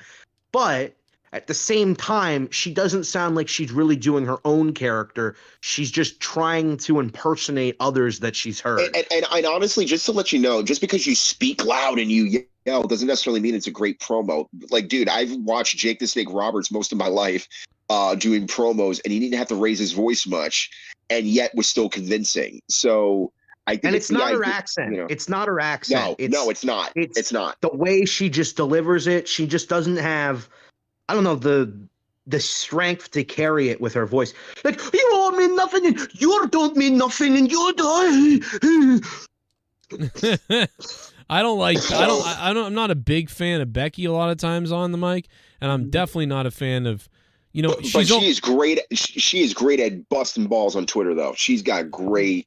Yeah, all of them are. Yeah, they all good on Twitter, and they're all good at crying there too. But Bayley was good as a face because she sounds like that. She's better as a face, and she had a nice fat ass that you wanted to bite into. The car dealership wavy men thing. She needs to go back to that. Yeah, she doesn't. That's honestly, I would like her to come back as a face, but with a different character. You can make her. I think you can make her a convincing face that doesn't have to use the wacky, waveable, inflatable arm flailing tube men. All right, you don't need that. Man, I love. You just need to. You just don't have her as a heel because she just doesn't fit as it. Again, it's very middle school playish where she's like, It is middle school play. That's what it is. It's like she's reading lines and she gets done. She waits to listen to the crowd. Like, did you guys like that line? Like what I just said? It's like she's waiting for feedback. Like, I didn't even know why you went there. Nobody really knows. It's like it's weird because like I'm not very good at everything or anything really either. But like I feel like I can't even act as bad as she's acting. Like I can't even do that. And also, Turpa, Becky doesn't sound like an Irish Rocky Balboa because Rocky Balboa probably could cut a promo that I would that would be convincing. That would be you know what I mean? If he could change, and everybody can change. Try to do that with the Becky Lynch voice. Well, you know, if Ronda can change. Here's the thing. If Ronda can change. I had sex with like 5. All right. That's not what Rocky says. All right. I'm sorry. All right. So damage control for the Duke. Damage control. Yeah. Damage control Okay. wins. Yeah, I'll have some fuckery maybe. Or maybe they just cheat and they win anyway. I don't know. Or maybe everybody kills themselves. Yeah. That would be the greater alternative. I'll take that one. Well, speaking of killing yourself without pulling, any pranks on your neighbor, we have SmackDown Women's Champion Charlotte Flair taking on Rhea Ripley. Now, you think this is the main event? On that one. Is this going to be the main event of the night? I don't think it is. Here's the reason why I don't think it is. Because it's on the same night as Owens, Sami Zayn, and the Usos.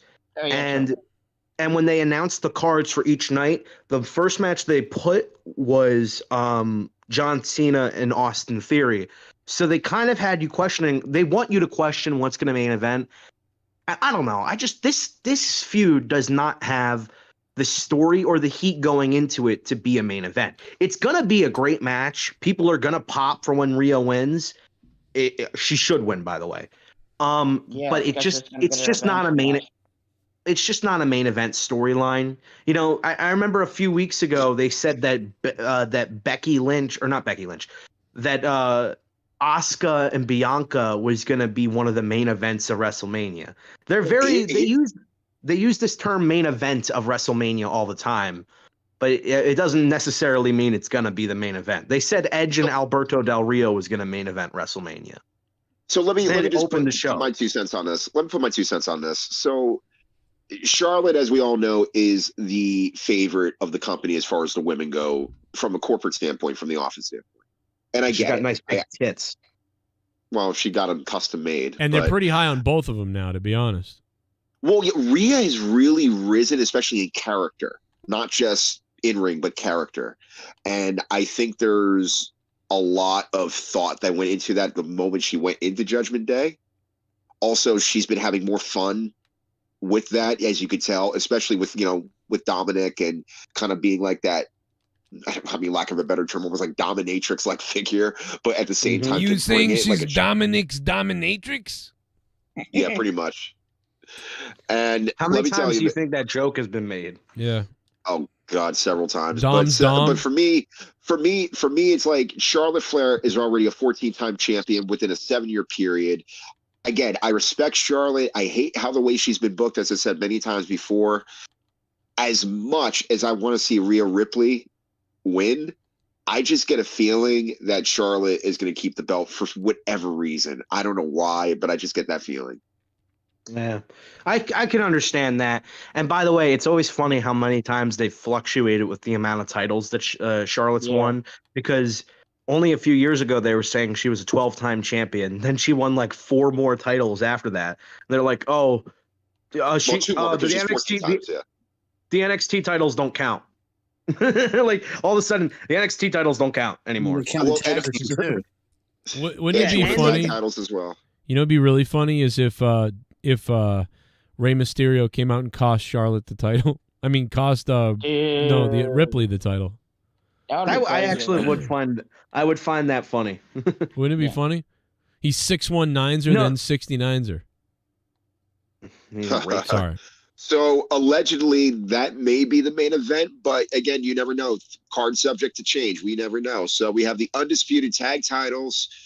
The Usos take on Sami Zayn and Kevin Owens. This is probably the match I'm looking forward to the most. Sam. Yeah. And by the way, I at least give for kudos night to one. both.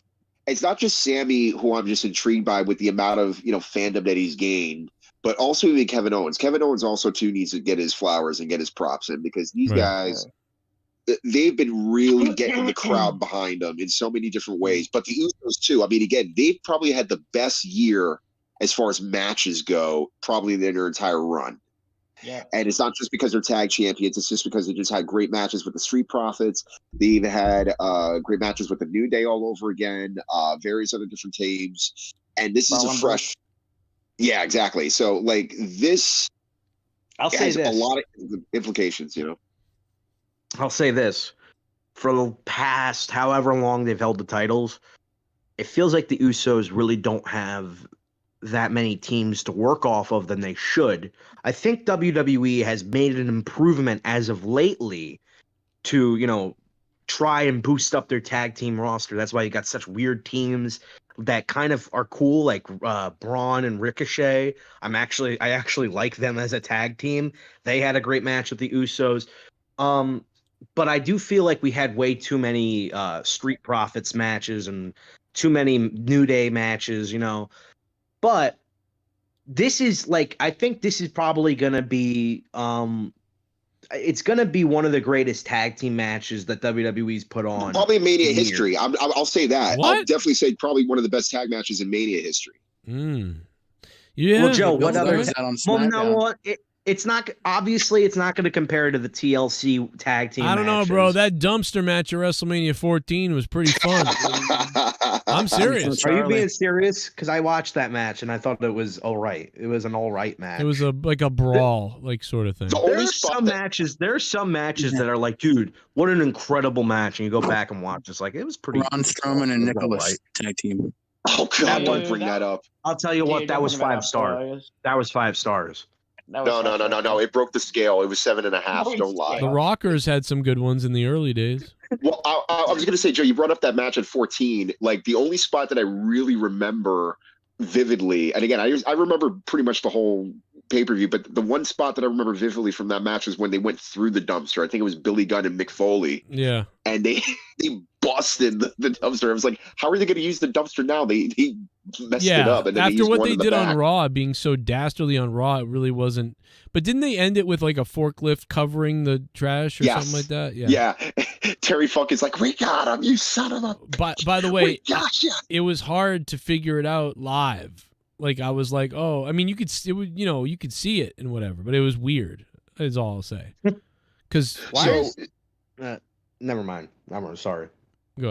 It's fine. I was just going to say, this is probably going to be, again, a lot of near falls, a lot of high spots, a lot of suplexes, a lot of super kicks. But as far as the actual probably finish, too many. As far as the actual finish, I mean, are we going to get any interference, or is this you think is going to be straight up? I think it's going to be. I'll just say I think it's going to be straight up in this match. I think that's what they're going to do. It's going to be straight up, and then the Usos might say something once they get back to the back and they'll be like, "Where the hell were you?" And they're yelling at Roman, and Roman just gives them that look, and they're like, "Fine." Then you'll have to deal with Cody tomorrow by yourself. So based on what you just said, you're saying that Kevin Owens and Sami Zayn they win, and then the bloodline turns on Roman, all of them, and beat the shit out of Roman. No, they're not going to beat the shit out of them. They're not going to beat the shit out of him. They're just going to say, "Fine." Then you have to. Then you go deal with it yourself because you didn't want to help us out. And then Roman. So even if Roman does win, there's still more storyline, like, okay, well, my family still left me. I mean, I'm still champion, but they left me. Or he doesn't win, and you can build on it's because the bloodline abandoned him. Either way, I'm excited to see what they do with it. I'm just so excited. This is the first time in WrestleMania history, or not WrestleMania history, but first time in a while where I'm legitimately not knowing what are they going to do. I don't know either because, dude, they threw us off with that Monday thing where they did the thing I thought they'd do at WrestleMania on Monday. So now what are they going to do? Ladies and gentlemen, she's back again, funding the channel. She is Allison Tuckwab. Run, you fat bitch. Run, you fucking Run, bitch. you Just fat acknowledge bitch. me, and then Cody looked. Run, you went to fat bitch. You're Not big. really. Big and Run, bad. you fucking fat bitch. Look at your tits. Look at this bitch. Look at the tits. Look at this bitch. Look at the tits. Look at this tits. Look at the bitch. Look at this dish. Look at this bitch. Look at her tits. Look at this bitch. It'd be funny if that suitcase did have a bomb in it. Saudi Arabia. Run, you And she explodes and you see what she had for dinner that Charlotte night. Flair is trying to catch up to her dad's title belt and try and beat his Yeah, record grits. past him. Oh my God, Rojas. What the fuck, dude? Yeah, Maras, what the hell? Oh, she blows up. Spaghettios and corn. Anyway, She explodes and there's a whole ass turkey that she swallowed whole. there's a little little Like kid. in a video game. There's a little kid and a homeless man's dick in her belly. All right. The So kitten. Charlotte, Allison Takwab says Charlotte Flair is trying to catch up to her dad, his title belt, and trying to beat his record to pass him. I mean, I almost think That's the whole point, though. Yeah, that's why they're doing like, it. I wish it was space. That's not Charlotte. But that's And so, after she does that, after it's so she does pathetic. that, like who cares? Dude, it's like Star Trek doing this Starfleet thing in that shitty universe with shitty stuff. It's like, why are you trying to do it better in a way worse way? Like Ric Flair It's had like this when Rey. legendary It's thing. the same with Rey in Star Wars. Yeah, Let's make her I mean, stronger. She's it's- got super duper force powers, and she's Palpatine's granddaughter, and she's got lightning resistance.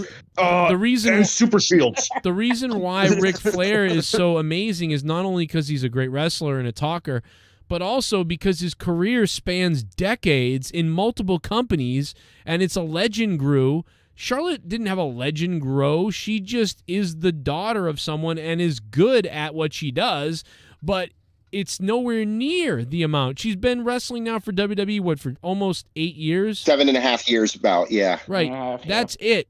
Ric Flair has 45 years or something of fucking goddamn lineage in all these companies. And even in WCW, by the time he was like in his 7th reign or whatever like that, he had already been in the business for 25 plus years. Yeah. I mean, Carmella just shook her tits at the Hall of Fame. trying to rush her into something like why would you even? I don't even know why you would want to do this. Charlotte and Roman, they were groomed just like me when I was 11. I was groomed. Oh, you were groomed too? Yeah, I was groomed from the age of 11 when I called into your show and nobody knew who I was. I was groomed from then. I think I heard that. Yeah, I was groomed from then. Everybody knows that. I was plotting to take over from the very beginning. Oh. You're taking over his but show. yes, but yes, Charlotte is, and Roman. Here's why I don't say that they're GOAT status. Like they say they are GOAT status, and the WWE wants you to believe they're GOAT status. It's because they were pretty much handed everything to them. Like Roman, as great as he is, he was still handed everything to him. Like this whole reign has been about basically putting him over against everybody, which has been the story since day one. Same with Charlotte. She goes over everybody, and nobody else gets over because she needs to go over. So it's not that impressive when these wrestlers have 50 title reigns or whatever, because the company is only supporting them, is only getting behind them, and they're not giving any attention to the other stars. So it's not like Attitude Era where it's like you had multiple people who could be considered the GOAT.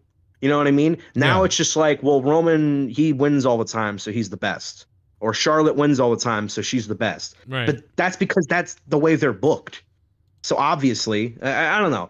Maybe I'm going a little off the rails with that. But I that's how I feel. Where it's like, can we stop saying this person is the GOAT when they haven't had a GOAT career? Like, who cares about your kayfabe accomplishments? What matters is how you translate outlet to people outside of wrestling, or basically the reactions that you get or the heat that you get. Winning championships doesn't mean anything because they're not real. You know what I mean? So there's a difference between being a star, a superstar, and a megastar. Charlotte is a superstar, but again, that's mainly because of her athleticism and what she actually brings in the ring. But for her actual title run, honestly, I don't and again, there are certain title reigns that she's had that I took it as legit, as far as, you know, the way that it was paced and the way that it was booked and the way that it was executed, and especially with who she was in the ring with. But like, for example, when she was facing up against Sasha Banks a few times, I think it was like twice she faced off, like Sasha would win the title and then Charlotte would just beat her before Sasha could even have, you know, a consistent reign, which I never agree with that booking. Well, I think that the problem is, to me, like Charlotte, like Ric Flair feels like Ric Flair. Charlotte kind of feels like Charlotte is a bit like almost like Randy Orton to me. Like if we're 8 years into Randy Orton's career, that's what Charlotte kind of feels like, but not even that. Well, some people are saying that like what I said could apply to Cena too. Here's the difference. Cena was almost fired within the first few months that he was there, and also Cena wasn't the original guy they were planning to be the guy. That was Batista. Cena then eventually outshined Batista.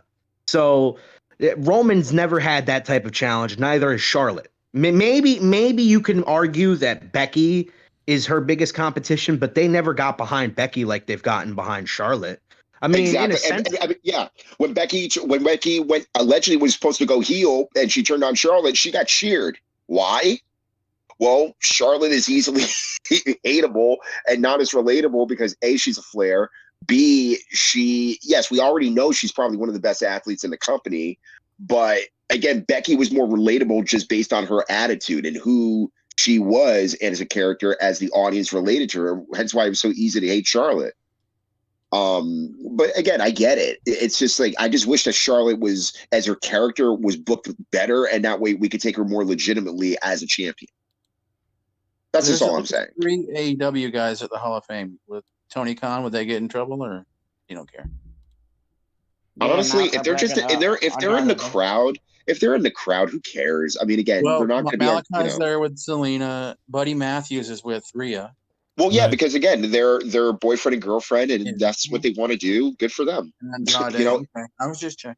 Andrade, yeah. But at any rate, going back to the tag matches, so we can end with night one. So, are we going with Owens and Zayn, or are we going with the Usos? Personally, for me, I think the belts. I was going to say Owens and Zayn for me. Yeah. Owens and Zayn for me. Yep. I think that would be a great moment. And that would be a happy, nice moment. So I'm trying to think in my head because I don't think that someone's losing, and whether that's Cody or it's Owens and Sammy, like one. Well, here's why I say that, because you could still have the bloodline story continue even if one or the other does not have the straps, because at the end of the day, it's going to be a slow process before the bloodline is actually split completely. I'm confused because they did the Mania ending on Monday. Are they going to redo it? Because if that was the case, I think it's possible Owens and Sammy lose because the Usos, something happens. But you know what? I'm gonna go with. I think they owe Sammy. I think they owe Sammy too, especially the Montreal reaction that he got. Yeah. Yeah, I'm gonna go Sammy and Owens, but I really would find it interesting if the Usos retained, but I will go Sammy and Owens, and also I still almost think they're all gonna show up at the end of the night at Mania for some weird reason, but they already did it on Monday. Jay said on the end of SmackDown that Kevin was going to turn on Sam. No. Jay said that. That's what Jay said that on SmackDown. He said, "Oh yeah, he's gonna turn on you." You know, I don't know. I mean, I think if the Usos for some reason do win, it would just, again, if you're going into the next night, it's gonna deflate a lot of your audience's like hype. It's gonna be like, oh, well, that was the match I was looking forward to the most, and they lost again. So who gives a fuck? So I think you definitely have to end that match with the faces going over. No matter what happens with the night 2 main event, you cannot have the bloodline completely go over. You know what I mean? Because then nobody's going home happy again. And how many more fucking pay-per-views are we going to have this? Where it's like, no, guys, it's building to something. Well, what is it building to? It should, you know what it should build to? It should build to this spot right here and then stop building. Construction has ceased. That's my big line for the night. You know, Construction they're has gonna ceased. put that. That's great. That was a good line. They're gonna put that we're gonna put that in the title. You know, with me like angrily pointing at something. Construction has ceased. All right, I like it. Continue, Rostafa, with your. All right, we're all in agreement on that one then. Yeah. So night 2, we have triple threat Intercontinental Championship match. We got Gunther coming in as the champion, taking on Drew McIntyre and Sheamus. Sheamus hands down, Grand Slam champ. Well, again, you know, Gunther has been on a really good roll as the IC champion. Matter of fact, he's probably been the best IC champion thus far in a minute since, like, you know, because again, that IC belt has been really, really lukewarm for a long time. And Gunther being who he is, and again, he shredded weight. He got in better shape, especially coming off of, you know, coming at the NXT run that he had, coming to the main roster with Imperium. He's been doing a great job. I personally would not want to see him lose, and I would rather him go over. But if somebody were to go over, yeah, I would say Sheamus just to be a Grand Slam. But answer me this question: does McIntyre or Sheamus really need that title? No. No. Well, maybe Sheamus. I think it's the most guaranteed win of the whole thing. Yeah, maybe Sheamus does, but not Drew. Maybe Sheamus. Before we go into anything, you know how Sheamus used to have a beard? When I was a child, I thought his name was Sheamus.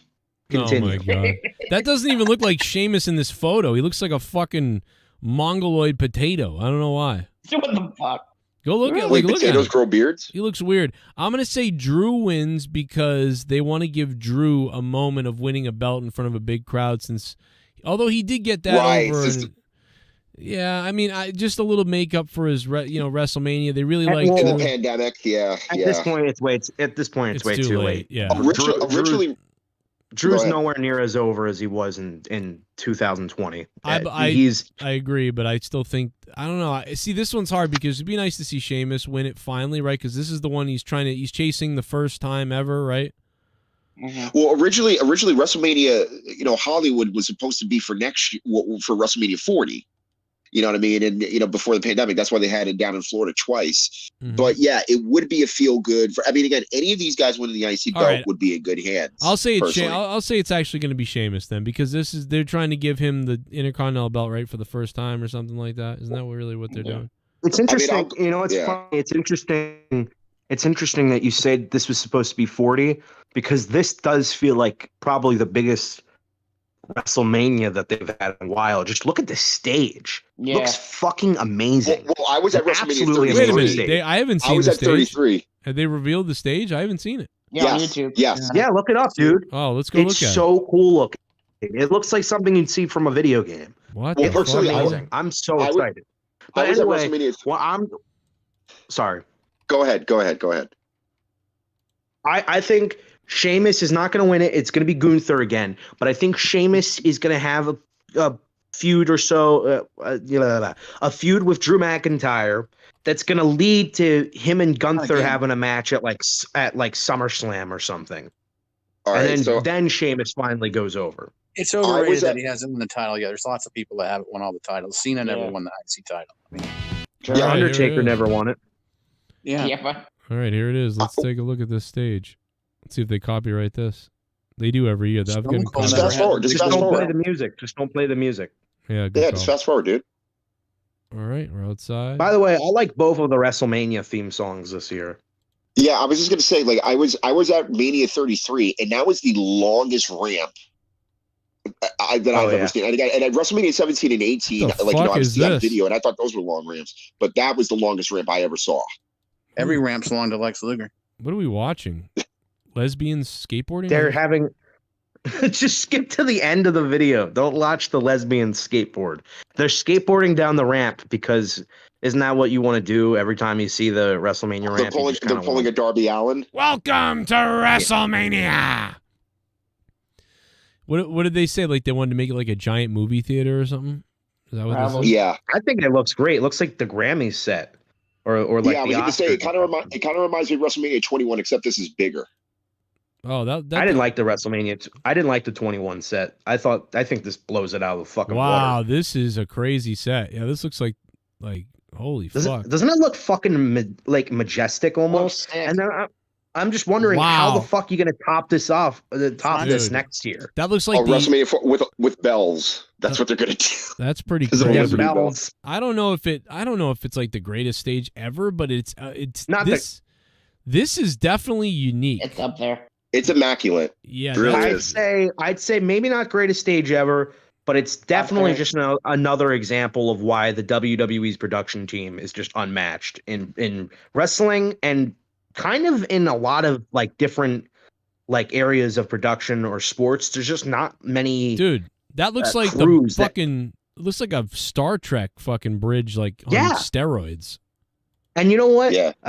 I don't know who just left. I thought Rostafa left for a second. But Rostafa, like, what do you think they would be able to do for next year besides with the, because we made fun of it, the bells and shit. But, I mean, WrestleMania 40 is being completely overshadowed by 39. Like, what are they going to do for next year? Well, that's the thing. I mean, we thought we were going to get Rock and Roman in some shape or form. And again, if Rock was going to beat her and wrestle, I would have flown my ass to Hollywood. I would have done it. But the fact that again, never say never. We could get that next year. And by the way, Jersey ain't far away from Philly, and it's less of a cost to take, an airplane, go all the way across the country. And all I have to do is just take one train to go down to Philadelphia and back. So it's really not that hard. But as far as the card, only thing I will say is that I don't like the fact that the color scheme for 40 is basically the same as 38. Philadelphia Eagles. It's rainbow. It's like blue and white. The color scheme is the same as 38 and 25. So it's gonna. I like when they switch it up so you can tell like which one's unique, which one's different. Like, for instance, 34 WrestleMania 34 was so similar to 30 with the aesthetic to it that it's hard to remember. Like, wait, which WrestleMania did that have? Oh, wait, that was 30 or was it 34? You really? And the thing is with WrestleMania. The WrestleMania these past 10 years, they haven't used the actual asterisks or the actual numbers, and it kind of can confuse you here and there. But luckily enough, we actually know how to count. By the way, by asterisks, do you mean Roman numerals? Roman numerals. I'm sorry, Roman numerals. My bad. Okay. I didn't mean asterisks. What the hell I'm talking about? Somebody timestamped this. Somebody timestamped this after Ostafa timestamped the time that he enters the Discord. Yeah, you should timestamp this. Rostafa fails. Yeah, he's gonna write Rostafa enters the show or whatever, and then someone below that's gonna write Rostafa is a retard. And then they're gonna put and then Rostafa will be like, I only make these because I want to know when I'm on a certain talking point. Well, first and foremost, Joe himself is no slouch either, so he ends up being a retard himself when he screws up. I am a retard. You don't see me calling him out. So well, no, you're supposed to be smarter than Joe. We expect more. Listen, I don't remember the last time I called Roman numerals asterisk. And Joe's an egghead. We accept. He is the Eggman. He is the Eggman. Well, at least you have a high school diploma. So that's true. Rest easy, knowing you have that. You have something that me and Joe don't have. So right, and a dad maybe. I do actually. Yes. Well, no, I'm surprised considering your heritage. Jesus, my dad died in 1992. That seems like forever ago. When you think about it. It was pretty long. It was a long time ago. Anyway, let's continue because we don't. We got to get through this. We have the women's Fatal 4-Way: Morgan, Rodriguez, Ronda Rousey, Shayna Baszler, Natalya and Shotzi, Chelsea Green, and Sonya Deville. Dude, I'm so glad that this got onto the WrestleMania card because this is what everybody's been clamoring for. It's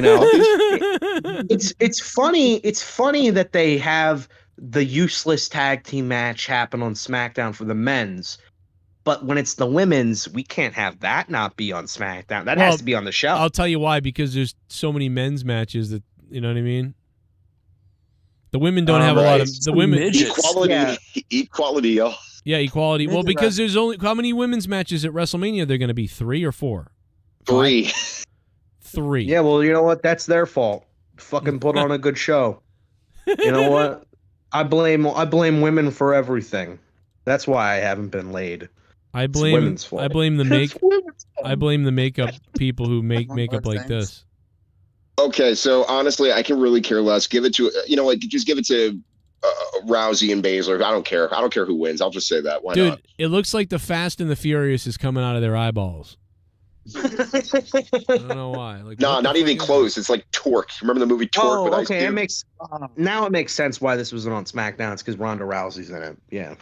All right. They weren't gonna have her be not on the pay-per-view. She would be like probably have a fucking hissy fit for it. She's only got one win at WrestleMania, and that was with Kurt Angle. Does anybody have this feeling that like Ronda is like a huge prima donna?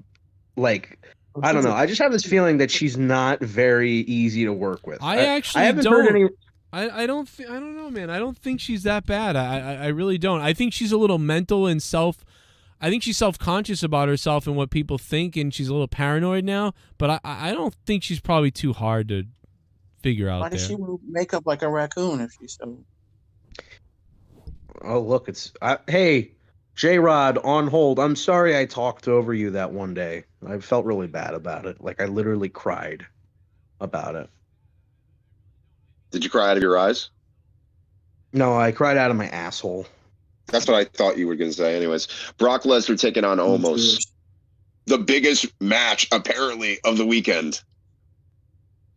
Yeah. Is that like a joke? I mean, you know how big Omos You notice is, I right? said the word apparently, right? Right. So you're saying the match isn't going to be good? No Are technical you saying that the match is going to be good? Because I'm Well, I mean, scared I to think- watch this match at all. I think you got two big guys going in there. You know, big guys be big. You know, and they go in, they go, Yeah, rah. they're very big. They're very big. Yeah. So what's the problem? Well, the Yeah, like problem is one guy actually is a legit badass. The other one tries to act like a badass, and I won't say which one is Yeah, which. dude. Arm's length. Why are you going to say that about Brock Lesnar? Are you saying he's not a real badass? I never said. That- Did you say that? He's an He fought in UFC. Oh my God, He's a real Conan! I badass. forgot. Conan's is going to be inducting Rey Mysterio. I completely forgot. And he's just the Yo, first time he's like- ever been. Yo, like, you know, I want to say something like 619 and shit, you know, like, you know, it's really cool and shit that, you know, Rey Mysterio going into the Hall of Fame and shit. K-Dog. So, yeah, so honestly, you know what? Give it to Omos. Why not? He needs a win. He hasn't had a legit win. Give it to Almost. Okay, I'm Give it to done with Almost. pretending. Give it to done with pretending. Why? No. Why would you say give it to Almost? Here's why. Almost, out of all the wins that he's gotten based upon jobbers, and let alone the only at least decent win was against Braun, right? The fact that he would beat Lesnar, or Lesnar would actually go under for this guy. You know, again, it's like, you know, what else is Almost going to do after this? Like, okay, he gets beat by Lesnar. What is he going to do? He's on the roster. He's going to just write out his contract, just be on TV here and there. That's a waste. He lost to Strowman last year. He's going to lose to Brock. Well, again, Brock's not getting any younger at this point, and also he's really not in the title picture at this point. So, if I'm a guy that's in the company and I think like Vince, or I'm a Vince kiss ass, yeah, I'm going with Omos. Wow, it's crazy the names. It's crazy the amount of accounts you're willing to make to have a message that gets deleted in 3 seconds. But yeah, Almost, you know, he's great. You know, who doesn't want to see that guy wrestle? He's got something. Like the next Benoit. I'm sure. I just love the dry sarcasm. He goes in and out of the sarcasm, and it's just like, you know, you can tell when he's being legitimately sarcastic, but you know, Almost. I like, you know what? I'm sure he's a nice guy. Like, I kind of feel bad shitting on Almost because I bet he's actually like, wrestling. He's on up, down all the time. He's on up, down. Wrestling has always been important. I used to watch wrestling when I was a child. Yo, he returned to his home country. He returned to his home country after like 15 years of not being there, and he met all his family and stuff, which was emotional. So yeah, dude. And then like you look at that video and like the comments are like, Almost sucks. Almost piece of garbage. So at any rate, yeah, I'm going with Almost. I can care less about this match either, too. But there's one match that I'm really looking forward to. Hell in a Cell. Edge allegedly might be accompanied, and this is a rumor going around that Gangrel might be there with them and do the Brood music. Oh, you think the porn star is going to be there too? Again, I don't know anything about that. Finn is the demon, then he has to win, or that would be killing. Well, that's the thing. People are the rumor is going around too that he might come out in the demon. Which, by the way, the Hell in a Cell is no longer going to be red. Thank God. They're bringing. It's going to be the steel, regular gray steel cage, which I did see a photo of, and it's not red, so it's been proven fact. So, don't you wish that the cell was shorter again? You know what I mean? Like, I kind of like it's too dangerous. It's too dangerous for him being that tall and taking a bump. Yeah, it's also just like it probably is a pain in the fucking ass to construct. I mean, they had 3 different types of cells. The small one that they debuted, and then they made another one that was like maybe 10 feet bigger, and then they made another one that total.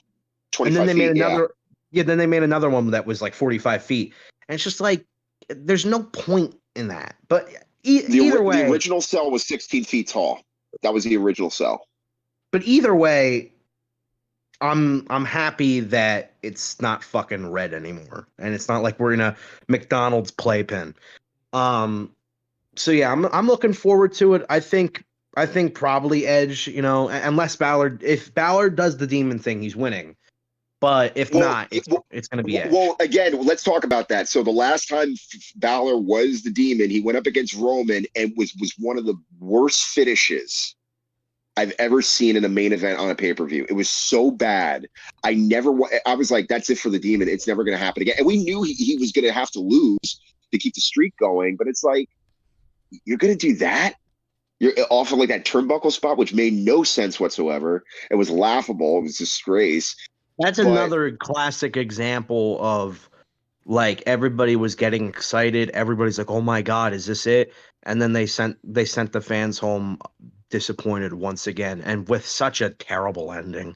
Such a terrible ending. And that I remember that match vividly because I remember kind of laughing at like.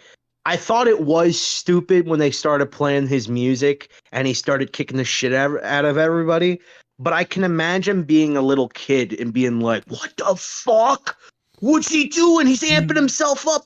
And then just imagine yourself as a kid being excited for that. Only for like 2 seconds later for him to trip on the turnbuckle and lose. Yeah. And Joe, to be, if I could remember to be, exactly. I remember when you did the review, you just busted out laughing, probably just as bad as when Shane McMahon won the what was that award? That award thing in Saudi Arabia. Yeah. It was just that bad. You were just like, I can't take this show seriously anymore. And if Finn for me should go over. What's funny, if people don't know what's funny about that, it's funny because he was built as like Superman as the demon, and then all of a sudden. He got beat by Superman. No, like a Three Stooges moment, like basically happened to him. Like it was like he slept on the rope. Their explanation was that Roman pointed up to the sky as almost as if like, hey, he's looking out for me. Like, oh, it was a miracle that he won. But it's Botch Club had a field day with that. So stupid, so fucking stupid, bro. So I think that Edge is gonna go under for Balor. Balor's gonna go over mainly because Edge is on his way out based upon what his contract. And again, I don't see him continuing after this year. But and again, Edge went over on Balor. I think the last pay-per-view with in that mixed tag, and again, Edge doesn't need anything more as far as the win in that, and to actually give Balor the shine and give him almost like a comeback, because Balor's been really lukewarm the past couple of years until the Judgment Day gimmick came and he became a heel. Well, he needs something. He needs something. Yeah. He's been the leader of the Judgment Day for about a year now, and he hasn't really won anything. Same with Damian. Damian originally joined the Judgment Day in retaliation for him losing his United States Championship. And since then, he has won 0 championships. Same with Finn. Rhea is literally the only one who has something going on where she might win a championship. Which, okay, you know what? Fuck you, dude. Seriously, whatever. I won't fucking be on the show anymore then. Fuckface. What are you talking about? Fucking dox me then, you faggot. Fuck. So are we I'm not all in fucking- agreement that Balor's going to go over? What? I don't know what just happened. Yeah, Balor's gonna win. Yeah. Okay. So next match, the Raw Women's Championship, Bianca Belair taking on Asuka. I mean, there's really nothing much to say other than the fact that Asuka's just been playing mind games, and that's kind of just been. It reminds me like the lack of buildup with Shawn Michaels and Mankind at Mind Games, not necessarily the same competitiveness or athleticism between the two like those guys, but at least something that's similar in that characteristically. Asuka, she's already been like, at the highest highs of, become the champion. I don't think she necessarily needs a title to vindicate herself as being one of the best. I think she's already the best. But then again, I remember a couple of years ago when she won the Royal Rumble and completely got beat. Same thing with Shinsuke Nakamura, and just from that point on, even though Asuka had better success than Nakamura after the fact, it's just like, what else can you do? Unless if you want to make Asuka a heel and she cheats to win, and, Bianca already, a year in her title reign, which is great. And she won at last year's Mania. If she were to lose at this year's Mania, I necessarily wouldn't be a bad thing for myself looking at it. But I mean, again, it's a toss up with this one. I'm 50-50 on this one, but I probably would say, give it to Asuka, even though I don't think she would need it. Yeah, that match is rough. Like, because I don't know. I don't care. Like, I'm like, right? This is just... Yeah, right. Like, what do we want? More? Do you want more of Bianca Belair being stagnant at this point? Or I guess I'd rather have Asuka, like, because Bianca's so boring. But who cares? It doesn't matter who the champion is at this point. That belt has been demeaned. Yeah. Yeah, I mean, again, like I said, this program specifically has been lukewarm, even though I prefer this one over the, well, actually, no, I shouldn't say that. Like I said, it's like you got these two women. You know, Restava, I just hope the match is good because these two could have a good match. It could be a good match. Well, again, they're both great workers. You know what I mean? So it's not going to necessarily, in theory, on paper, it shouldn't disappoint. But again, no, I've also seen great competitors go up against each other and just not click. All right. Yeah. You know what I mean? So I'll go with Asuka just because, it's been a while since she's had a championship. It would be kind of cool if she were to go heel, and do her own thing. But, again, I shouldn't even say this, but is Raw big enough to have two Japanese women heels on the same show in both, Asuka and Io Sky? I'm sorry. Yeah. Yeah, Io Sky. Well, that's AEW. We're talking about WWE now. But the main event, the headlining match. Undisputed WWE Universal Championship. We have Roman Reigns, the champion, going up against Cody Rhodes. We've talked about this to death for months. Again, and I actually was hearing an interview with somebody over this week, and he brought up a great point. He said that Cody, as much as you would like to see him as the champion, Roman has probably had one of the most dominant reigns, no pun intended. And I think if they were to continue with Roman being the champion, they want to beat Hulk Hogan's record, or they want to beat Bob, not maybe Bob Blacken's record or something like that. They want to beat some type of record. And they could do that.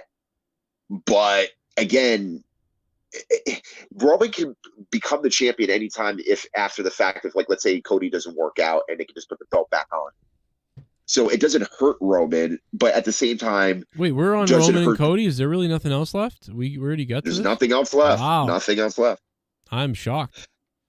Yeah. Wait a minute. Did you guys do Brock Lesnar and Amos when I was pissing? Yes. Okay. We did talk about that. I'm gonna. What did people pick? Amos or Brock?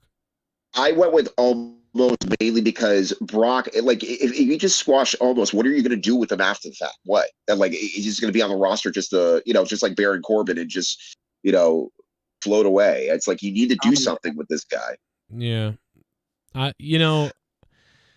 trying to think if this is like I almost wonder if this will be like a DQ thing or like nothing. You remember Undertaker? Oh no, not in the main event. Hell no. No. I'm talking about Brock Lesnar. Oh, And okay. Almost. Okay. Yeah, Brock Lesnar and Almost like a DQ, because I'm thinking about it like Almost could be the next guy, but he not really. But also Brock won't be around, so you know what I mean. Like maybe put over Almost. Like I would think he'd put over Almost, but that's weird to do to Brock, and it feels strange to me. So I almost wonder if this is going to be some kind of like fuckery that ends in a count out or something like that. So I'm going to say there's some kind of no decision or something in the Brock Almost match. I don't know why. Yeah. But whatever. It will be maybe the only one of WrestleMania that ends in like a count out or fuckery. Yeah. Again, I don't know. Yeah. But anyway, let's go to the main event. Going back to the main event. I mean, you're damned if you do, you're damned if you don't. How you're going to do the decision? And again, if Cody were to lose, again, am I going to be shocked? No. I'm just going to feel bad for a lot of people, especially a lot of like younger fans who really want to see Cody become the guy. Win their money. You know what I mean? Again, it's gonna either way of how you would do this. Like again, Roman wants to take time off allegedly, and yet in an interview, again, I'm not sure if he was working us or not, but he's like, "Hey, as long as they keep on paying those big checks, I'll keep doing this." You know, but ultimately, I know that, like, again, the reason, especially last year with Fox and how Fox wanted Roman a lot more on SmackDown than on Raw. I mean, again, he's drawn great numbers. Every time when he would go back on Raw, which wasn't that much over the course of the year, he would spike ratings up during his segment. So that's a good thing. But Cody as the champion, and Joe, I want you to give me your feedback. It's like, let's say Cody were to run with the straps. Allegedly, we're getting a brand new championship. Triple H has got approval to bring out a single undisputed championship. As far as that goes, if Cody were to be the guy, is he going to have fresh heels that are going to be legitimate to the point where it makes that championship just as hot as Roman has had the past 3 years? No, because he's a face, but I think he can have a good run, like, you know, almost kind of like Bret the Hitman Hart type of run around WrestleMania 10, that sort of run. That's the sort of thing I see kind of happening, like the good guy, the little run. You know, he can have a good time up until about maybe like SummerSlam. I think he could even keep the belt, maybe. But I mean, because Roman's more like Hulk Hogan or like Rock. He's like that type of caliber. When like Cody's, more. No, I don't think Roman is that category at all. But go ahead, Ross. Roman's like the equivalent for Roman. I think of all time list, he would probably rank up there with like the likes of Daniel Bryan or CM Punk. Well, no, the reason why I'm saying Roman in that caliber is based on money. I guarantee right now Roman made maybe on money and based on the way they book him, but in terms of like overness, I wouldn't say. Oh that. No. Who's Dom inducting into the Hall of Fame right now? His cock. Oh, it's complete opposite. I remember getting chopped by my uncle so hard several times. Oh, okay. He got abused. But it would have been great if that was out of context. Like, I remember he was a physical type, like real grunt. You know, he would grunt and. well, you know what? Let's go back and cut that. Actually, hold on. We'll do it right now live. Let's go back. Oh Lord. We'll change it around a little bit. He said, no, don't come. And I was like, what do you mean don't come? It's what I wanted to do. Listen to this. This is going to be great. You're going to love this. You're going to love this, Rojas. Didn't have special privileges for being the nephew of Rey Mysterio Sr. It was a complete opposite. I remember getting chopped by my uncle so hard several times that I would start crying and bail out of the ring. I would go hide in a... Dude, so you could really cut this. Is that going to be a new donation? Like, dude, there's some evil shit you could do with this clip. Start crying and bail out of the ring. Like, let's just... Oh, my God, bro. Wait, Joe, before you play that, have you seen the tweet, the old tweet from Rey Mysterio? He's like, can't wait to beat my kids. Dumb you asshole. He got up and left with Rhea. Oh, he did? What was that donation? D. Welsh dropping $5 and becoming a $5 shit bum on a night where Sith Negans dropped 500 big schlongers. Thank you, D. Welsh. That's hilarious. I'm gonna have to review this tomorrow, probably. But Ray, he tweeted like when WWE 13 was coming out, he's like, can't wait to beat my kids at WWE Call 13. DSS. So people were like, maybe Dom was right. Can't wait to beat my kids. Yeah. Ray, So what's this about? Now he's talking about how his uncle used to chop him so hard that he would hide under the bed. I'm actually a little bit mad at DDP right now. Opposite. I remember getting chopped by my uncle so hard. Remember getting chopped by my uncle so hard several times that I would start crying and bail out of the ring. I would go hide in the. All right, so you can. So I just like the fact that he says several times. All right, watch this. Ready? Here we go. Here we go, guys. We're gonna have it right now. I remember getting fucked. All right, here it is. Let's see. Okay, we got it. It was a complete opposite. I remember getting fucked. by my uncle so hard. Okay. By my uncle so hard. Several getting fucked by my uncle so fucked by my uncle so hard. Several times getting fucked by my uncle.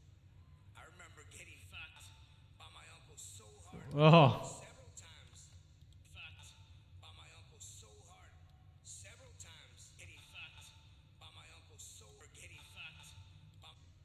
I remember getting fucked by my uncle so hard. That's so fucked up.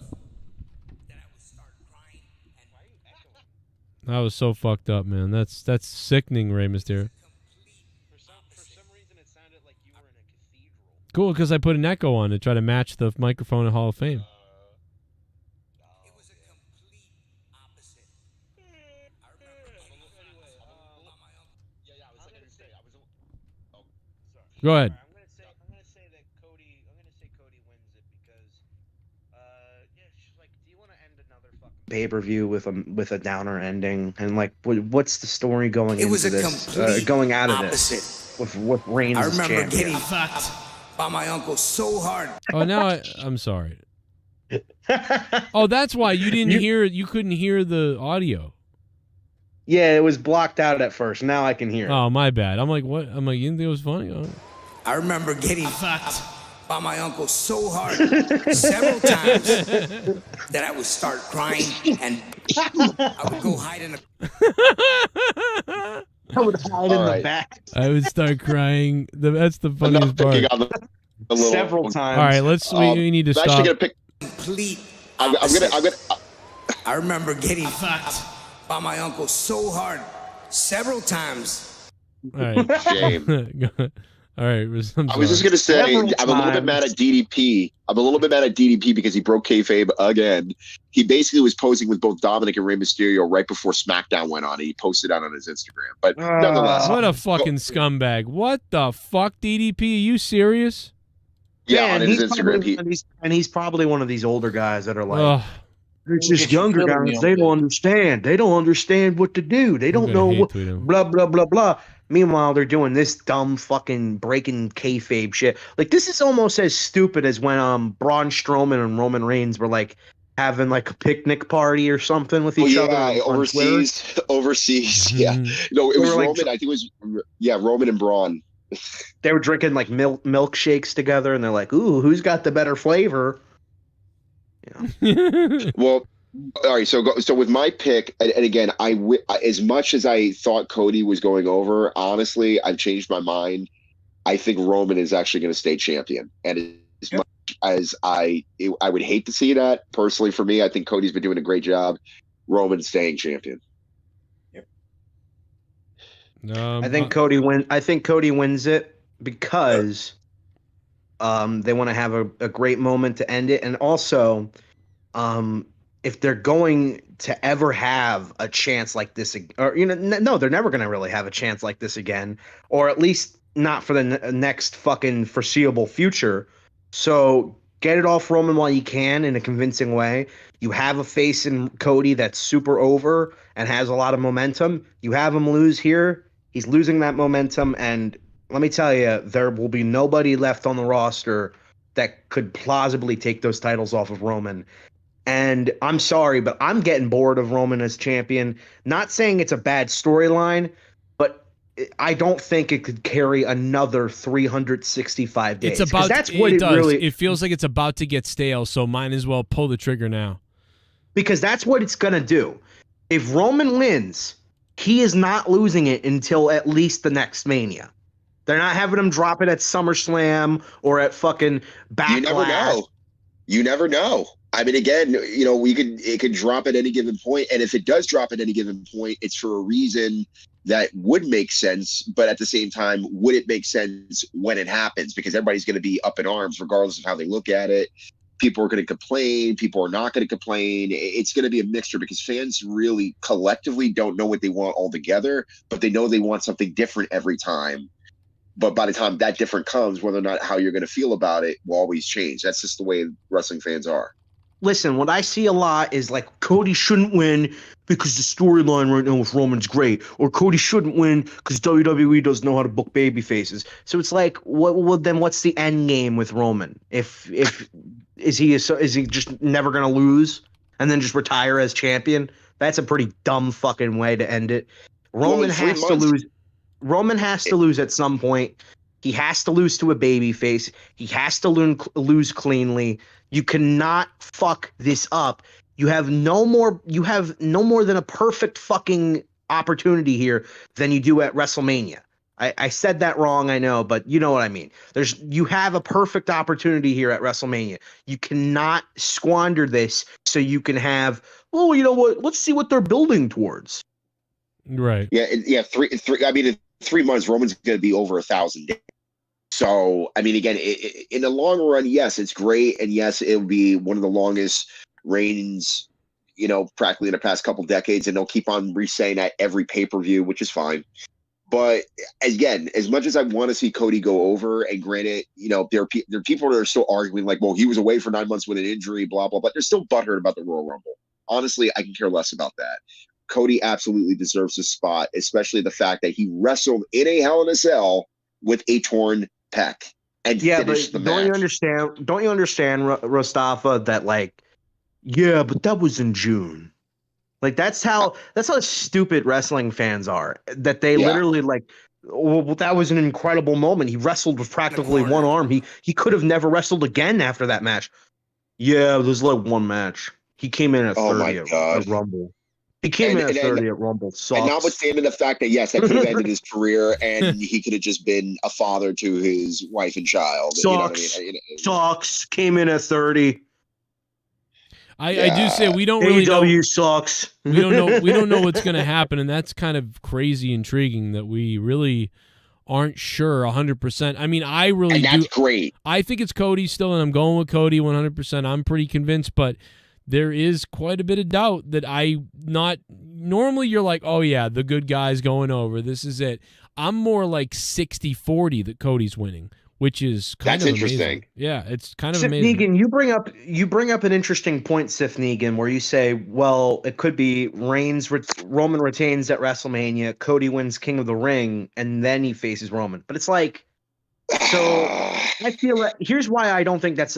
I think it's interesting, but it's not a good idea in my opinion, because it's like, well, you just gave the Royal Rumble to Cody. Now you're going to give the King of the Ring to him. And what happens if he loses then? You're going to give him the fucking the super duper battle royal to him? Just he already won his spot for the match. He doesn't need to win King of the Ring. And he's a fresh opponent for Roman. He's a fresh opponent after all the top guys that Roman's been up against. It's like, it's new. It's a different type of match. It's going to be a slower pace, but that's good because up until this point, we've really just had people just doing high spots with Roman and this and that. This is just going to be a straight up wrestling match, which is great for a change at a Mania card. It's not just going to be, the big, guy like Brock Lesnar, who's, former UFC champion, that type of thing. Or you're going to have somebody like Edge. That was such an atrocious main event last year. Like, I don't think anybody really said it because I think we were all just like, "Wow, I can't believe Cody's back, and I can't believe Stone Cold wrestled." Yeah. But nobody really wanted to admit, "Wow, that main event was garbage." Well, we all knew And what was going to happen. The last year's main event was more predictable than this year's main event. Think about that. I think, well, obviously, but I think what really. Everybody who says that Roman and Brock had their their last two matches were bad, but their first WrestleMania match was great. It's the same shit. It was all the same shit. Brock beats up Roman for 45 minutes and then some spears and some F5s and kickouts. Like, and guardrails being destroyed. Like every freaking match you see on Raw and SmackDown. How much do you want to bet though that he's gonna accidentally try to spear Cody, but he hits the guardrail instead? And he goes through the for the barricade or whatever. He's gonna go after the pec. I know that, like, it's psychology wise, it just makes sense. Go after the former injured pec, work on that, grab a hold. There's going to be figure fours here. There's going to be some submission holds here and there, near fall after near fall after near fall. It's gonna make you be on the edge of your seat towards those last 2 minutes of that match. Period. What comes down to it is, what is the interference angle going to be? I have a feeling that if it's not the Usos like abandoning Roman before the match even happens, it's the Usos walking down and you think that they're going to help Roman. And then all of a sudden, like as they're about to hand Roman a chair, they just like drop the chair and then they just walk away. And Roman's like, where are you guys going? Where are you guys going? And then Cody hits him with the crossroads or something like that. That's where I can see that happening. I just really cannot see them doing the Usos and Solo getting involved and then Roman wins. Because, like, I don't know, would anybody really be happy with that? I know Indian fans who love Roman would. Oh my goodness, I cannot believe the Roman ran to the crocodile. Straight for the racism right off the bat. Oh my god. No, it's not. That's an impression. Indian wrestling channels talk like that. Actually, here's what Indian wrestling channels sound like, and this is what Joe was parodying in his video. WWE Triple X says it could not be blah, blah, blah. Like you can like sort of hear the English, but then they start mumbling into like in Indian, like Triple H WWE Championship going to Did you say Triple X or Triple H? Because it sounded like X. Triple H. You want it to be Triple X. Actually, you know what? I'm sorry. You know what it reminds me of? What's his name? The Iron Sheik. I'm going to humble you with my cock. I'm going to humble you with my big Joe, did you ever see like the behind the scenes, like when they do the interviews and it's like the parodies of Mean Gene Okerlund with all the superstars? Iron Sheik takes the chicken out and he like chokes it and slams it back in the cage. Oh my god. Did you ever see they were doing like a Raw reunion show or whatever in like 2009 or something, and the Iron Sheik, they have like a backstage interview with him for WWE.com. He's like, wow, well, what do you have to say, Iron Sheik? And Iron Sheik starts cutting a promo like he's still in 1982, and he's like, Hulk Hogan, I am the real champion, Hulk Hogan. Without me, you still be bouncing at a gay bar. He's like screaming, I'm the real champion. I break your back and make you humble. Oh I break your back and you suck on my cock and I make you humble. Jesus Christ.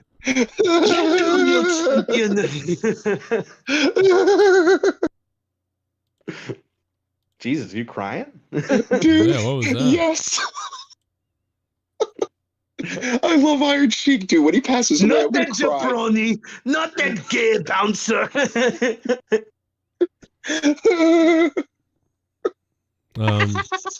Dude, Rastafia, your laugh is killing me. I'm dead. I'm dead. Oh god. Anyway, WrestleMania. Thank you. WrestleMania 39 is going to be a great show. WrestleMania. Do you think it's going to be better? Do you think it's going to be better than last year's? Yeah.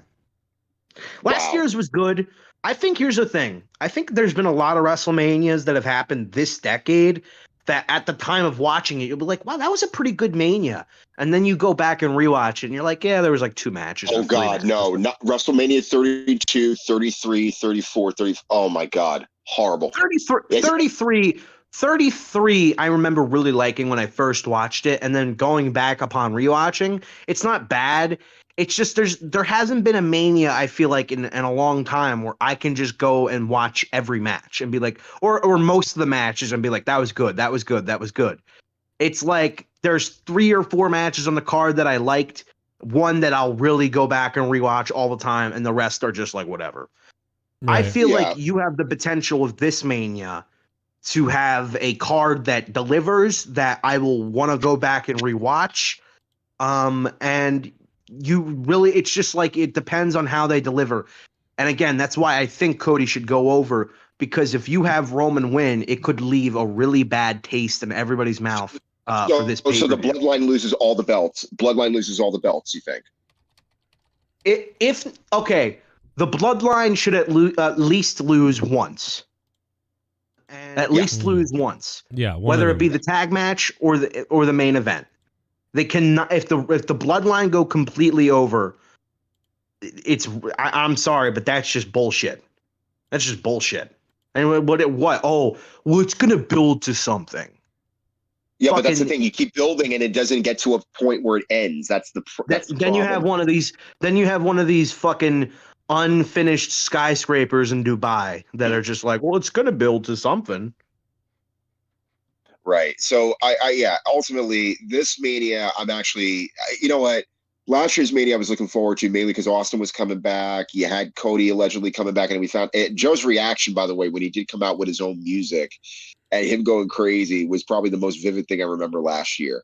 But this time around, LA Knight got thrown out tonight on Battle Royal. They booed the shit out of whoever. Dude, he's a great talent. I love LA Knight or Eli Drake, whatever you want to call him.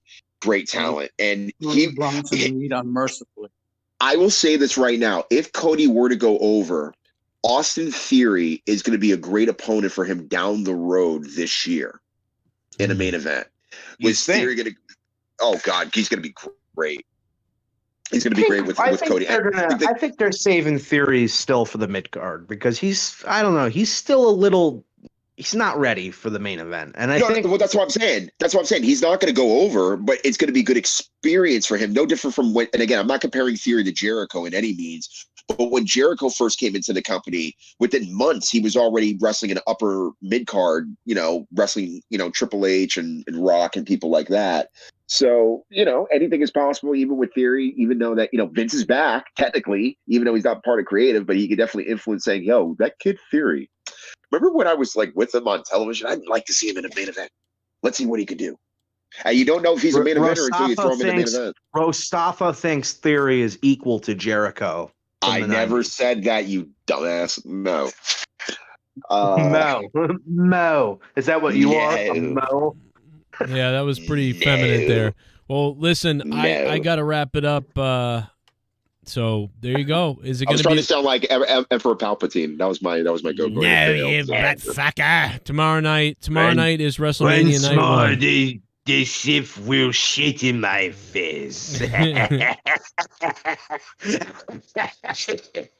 I will say, what do you think WrestleMania is going to be good? You really think this is? I think it's going to be. I'm worried it's going to be a letdown. I'm not as hyped as some of you guys. I don't know what's going on. Some people are really hyped. I'm worried. I'm like, this doesn't seem like it's going to be good. Here's why I'm hyped and why I think it's going to be good is because every WrestleMania that has been shit, I knew was going to be shit going into it. WrestleMania 32, knew that was going to fucking suck. Okay. Oh yeah, main event. What the thrilling main event of Roman versus Triple H. Yeah, we were all looking forward to that one.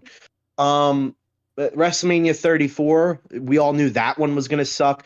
It sucked even worse than we thought because AJ and Shinsuke also blew. And that was supposed to be like the dream match that everybody was looking forward to. Mm-hmm. And it ended up being one of the worst matches of the night. And then what else? What was the shit? What was another one that was shit that I knew going into it was going to be shit? It literally was just on my mind. It'll come back to me later. April Fool's. There's But no yeah, WrestleMania this one, today. Sorry. No, I just said there's no WrestleMania today, April Fool's. It's actually tomorrow. Yes. I'm sorry. Get ready for all the April Fool's jokes today, by the way. Oh God, they're gonna come out like in the woodwork on Twitter, like people trolling everybody, like, "Oh, did you hear about this going on backstage? Did you hear this?" Or, shoot, tomorrow might be a troll job by the company deliberately. Massive. I hope it's not as bad as. I hope that WrestleMania doesn't suck as. So where Joe's wanting to talk about. Oh, Joe, just one more. Joe, just one more thing. Night 1 or night 2? What do you think is going to be better? Night 2. I'm going to agree actually with night 2 also. I don't know though. Let me think about it a second. Because night 1, I mean, yes, you have the Usos match, and that's going to be great. But as far as consistency, and yes, I'm not the biggest fan of the almost Brock Lesnar match. When's the triple threat match? Is that the second night? The women's. You mean the six women? Intercontinental. The Intercontinental. That's the second night. That's the second night. Okay, that's going to be a good one. I think the fact that both nights are pretty evenly stacked up, aside from the main event of night 2, I think that's kind of interesting. Where it's like, there is no definitive one that it's like, oh yeah, obviously that's going to be like how last year's night 1 was obviously better than night 2. Yeah. This one, it's like it's a toss up probably. I think night 1 will have better wrestling, and night 2 will have the better moments. Oh, wait a second. Actually, fuck that. Never mind. Forget what I said because I forgot that Gunther and Sheamus and Drew McIntyre is going to be night 2. So night 2 is going to have slightly better wrestling, but in terms of moments, they're going to kind of be equal. Yeah. Last year it felt more like the Stone Cold thing took over everything, and then the encore. Yes. The encore of it the next night was almost like like when you watch a movie and you get to see the sequel where they just try to redo what they did the first time. So and then Raw after Mania was a letdown, which was a steady decline. That was just no good. Yeah, nothing good there. Yeah, so I think this is hard to call. I'm not sure if I can call this. But I will say for the last few years there seemingly has been a clearly better night for the since COVID and they started doing 2 nights. There has been, I think, a clear night winner every year. It's funny that WrestleMania 36, the one that wasn't in front of anybody, is honestly, like, now that I'm looking back on that one, was probably one of the better WrestleManias that they've had in a very long time. Because I remember they had that awesome triple threat ladder match. They had Owens versus Seth. That was really cool. He ran up the fucking skateboard ramp thing. And he climbed up that big structure. What else? Charlotte else and Rhea Ripley. Charlotte and Rhea the first time. Yeah, and it, like, Charlotte beat Rhea, and Rhea had to eat her out as punishment.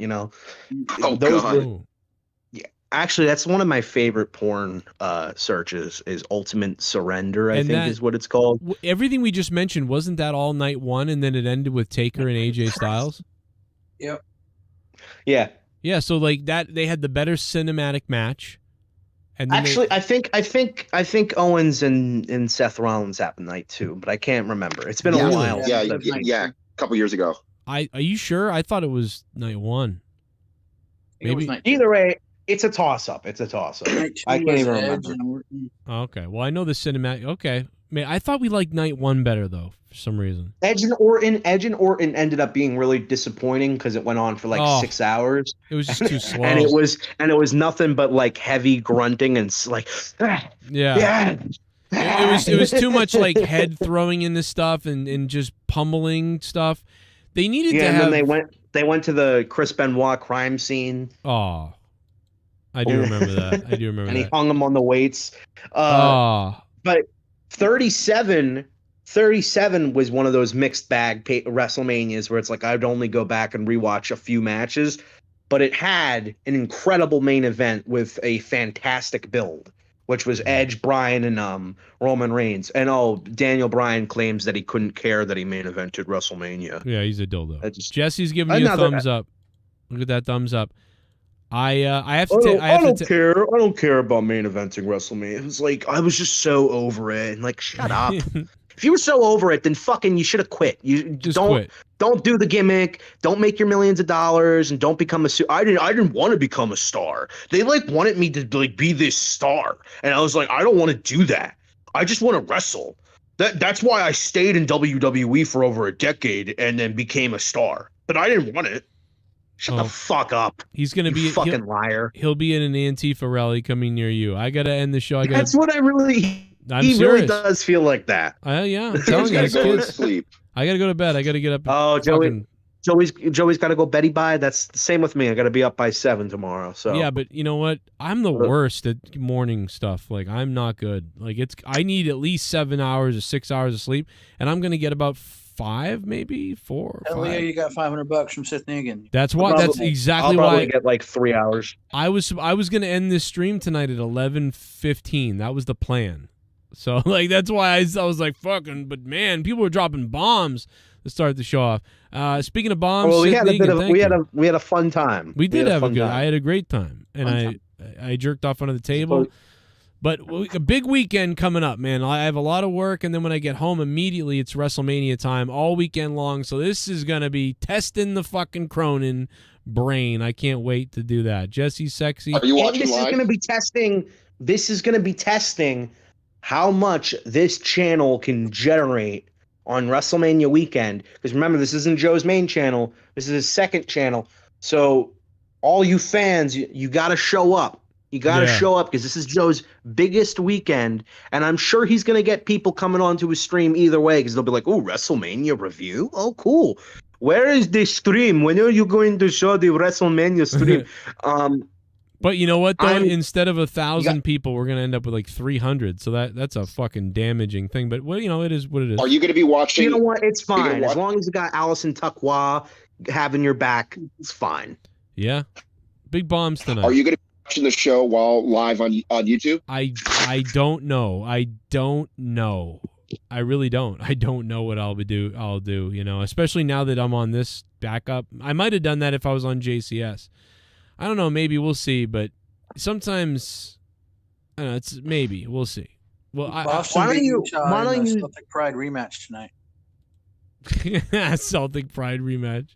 All right, I gotta I would wait a little like into the show before Yes. you would do it. I You know what I think mean? At least like, I might don't, do that. Yeah, don't do it from the beginning. I would wait until like the show's halfway, like night one's halfway over, and be like, "Hey, we're gonna be reacting to the next few fucking streams or whatever, Middle of the Bailey match. next Probably. 2 fucking matches, whatever." Yeah, the Fucking- minute I can't deal with watching it anymore. Yeah, probably right. Here All right, comes- all right, boys. Here comes Bailey with a big cunt. Here comes Bailey's cunt. Tomorrow night is Oh a my big. God, tomorrow it's night's a big sweating through celebration fucking for clothes. Sith Negan, his Patreon. It's a big birthday party tomorrow night for his patronage. It's gonna be crazy. Luke Rojas, you're a beast. Rostafa, thank you, sir. Mr. Pico Boulevard. Everybody else, what up, Jesse? Love you, brother. I gotta go though. Hit me up on the phone. Hit me up on the phone, man. And a shout out to Sith Negan for a $500 epic bomb tonight, Sith Negan. Fucking unbelievable. And everybody else, man, thank you to D. Welsh. Allison Tuckwab dropping $200. $100 coming in from Ghost from the Coast. Danielson, Get Hype for Mania. Derek Hance with the $25. Thank you, Derek. He started the whole night off, did Derek, actually. Send Orange Man to Prison donated. Everybody, man, thank you guys for really, really supporting the shit out of this show tonight. We broadcasted from 3 different places. Shout out to Evil Spectrum 3, everybody in the chat there. Getty Lee's getting hard. Derek in the mods, Spectral Citizen, and everybody over here, Turpa, D. Wells, Steve Langenheim, what up? Still in here. Big shot at Sith Negan, man. Thank you. And everybody else who've been chatting all night. Jay is Savage. We had a shitload of people chatting all night long. I can't read everybody. I will look forward to seeing you guys tomorrow live here on Corrupted Nation. Evil Spectrum will be here live on both, or at least one or both. I don't know. Maybe both. WrestleMania. See you tomorrow.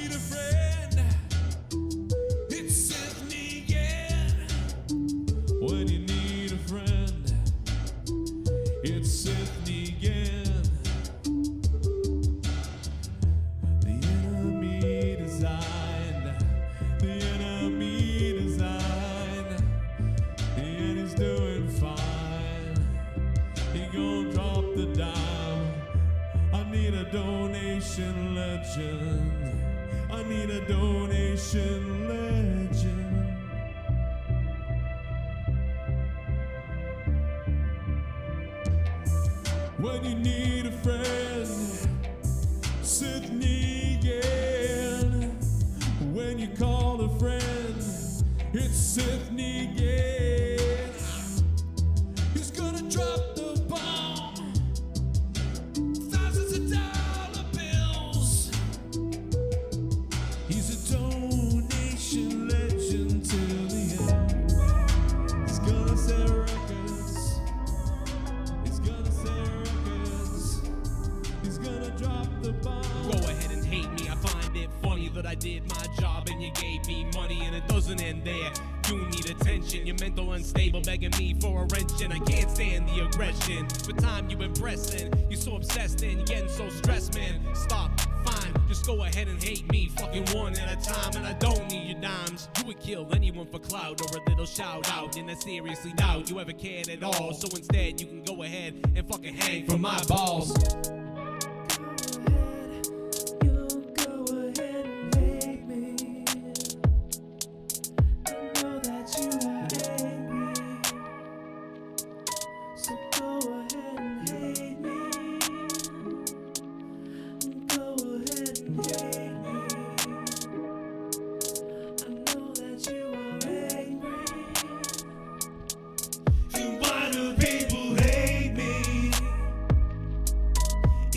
Because of things they can't be.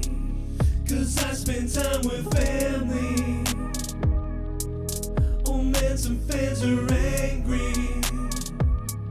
Man, you're so fucking needy. Why do they now hate me? Why the fuck they need me? If they don't get what they want, they turn on me. The slander is so crazy.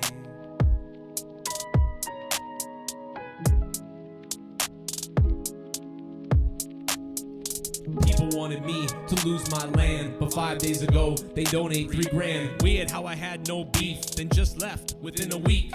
Whatever though, they supported me, even though they probably wish now that my mother had aborted me. Just another day of losing supporters who supported me. Checking for brain cells, still a lot of order to me. What do you do when the mentally you'll become the majority? You're left in fear, feeling queer because the guy who's 40 wants to butt pump you in the rear. Is it because of things they can be? 'Cause I spend time with family. Oh man, some fans are angry. Man, why are they so needy? Why do they now hate me? If they don't want the fuck they need.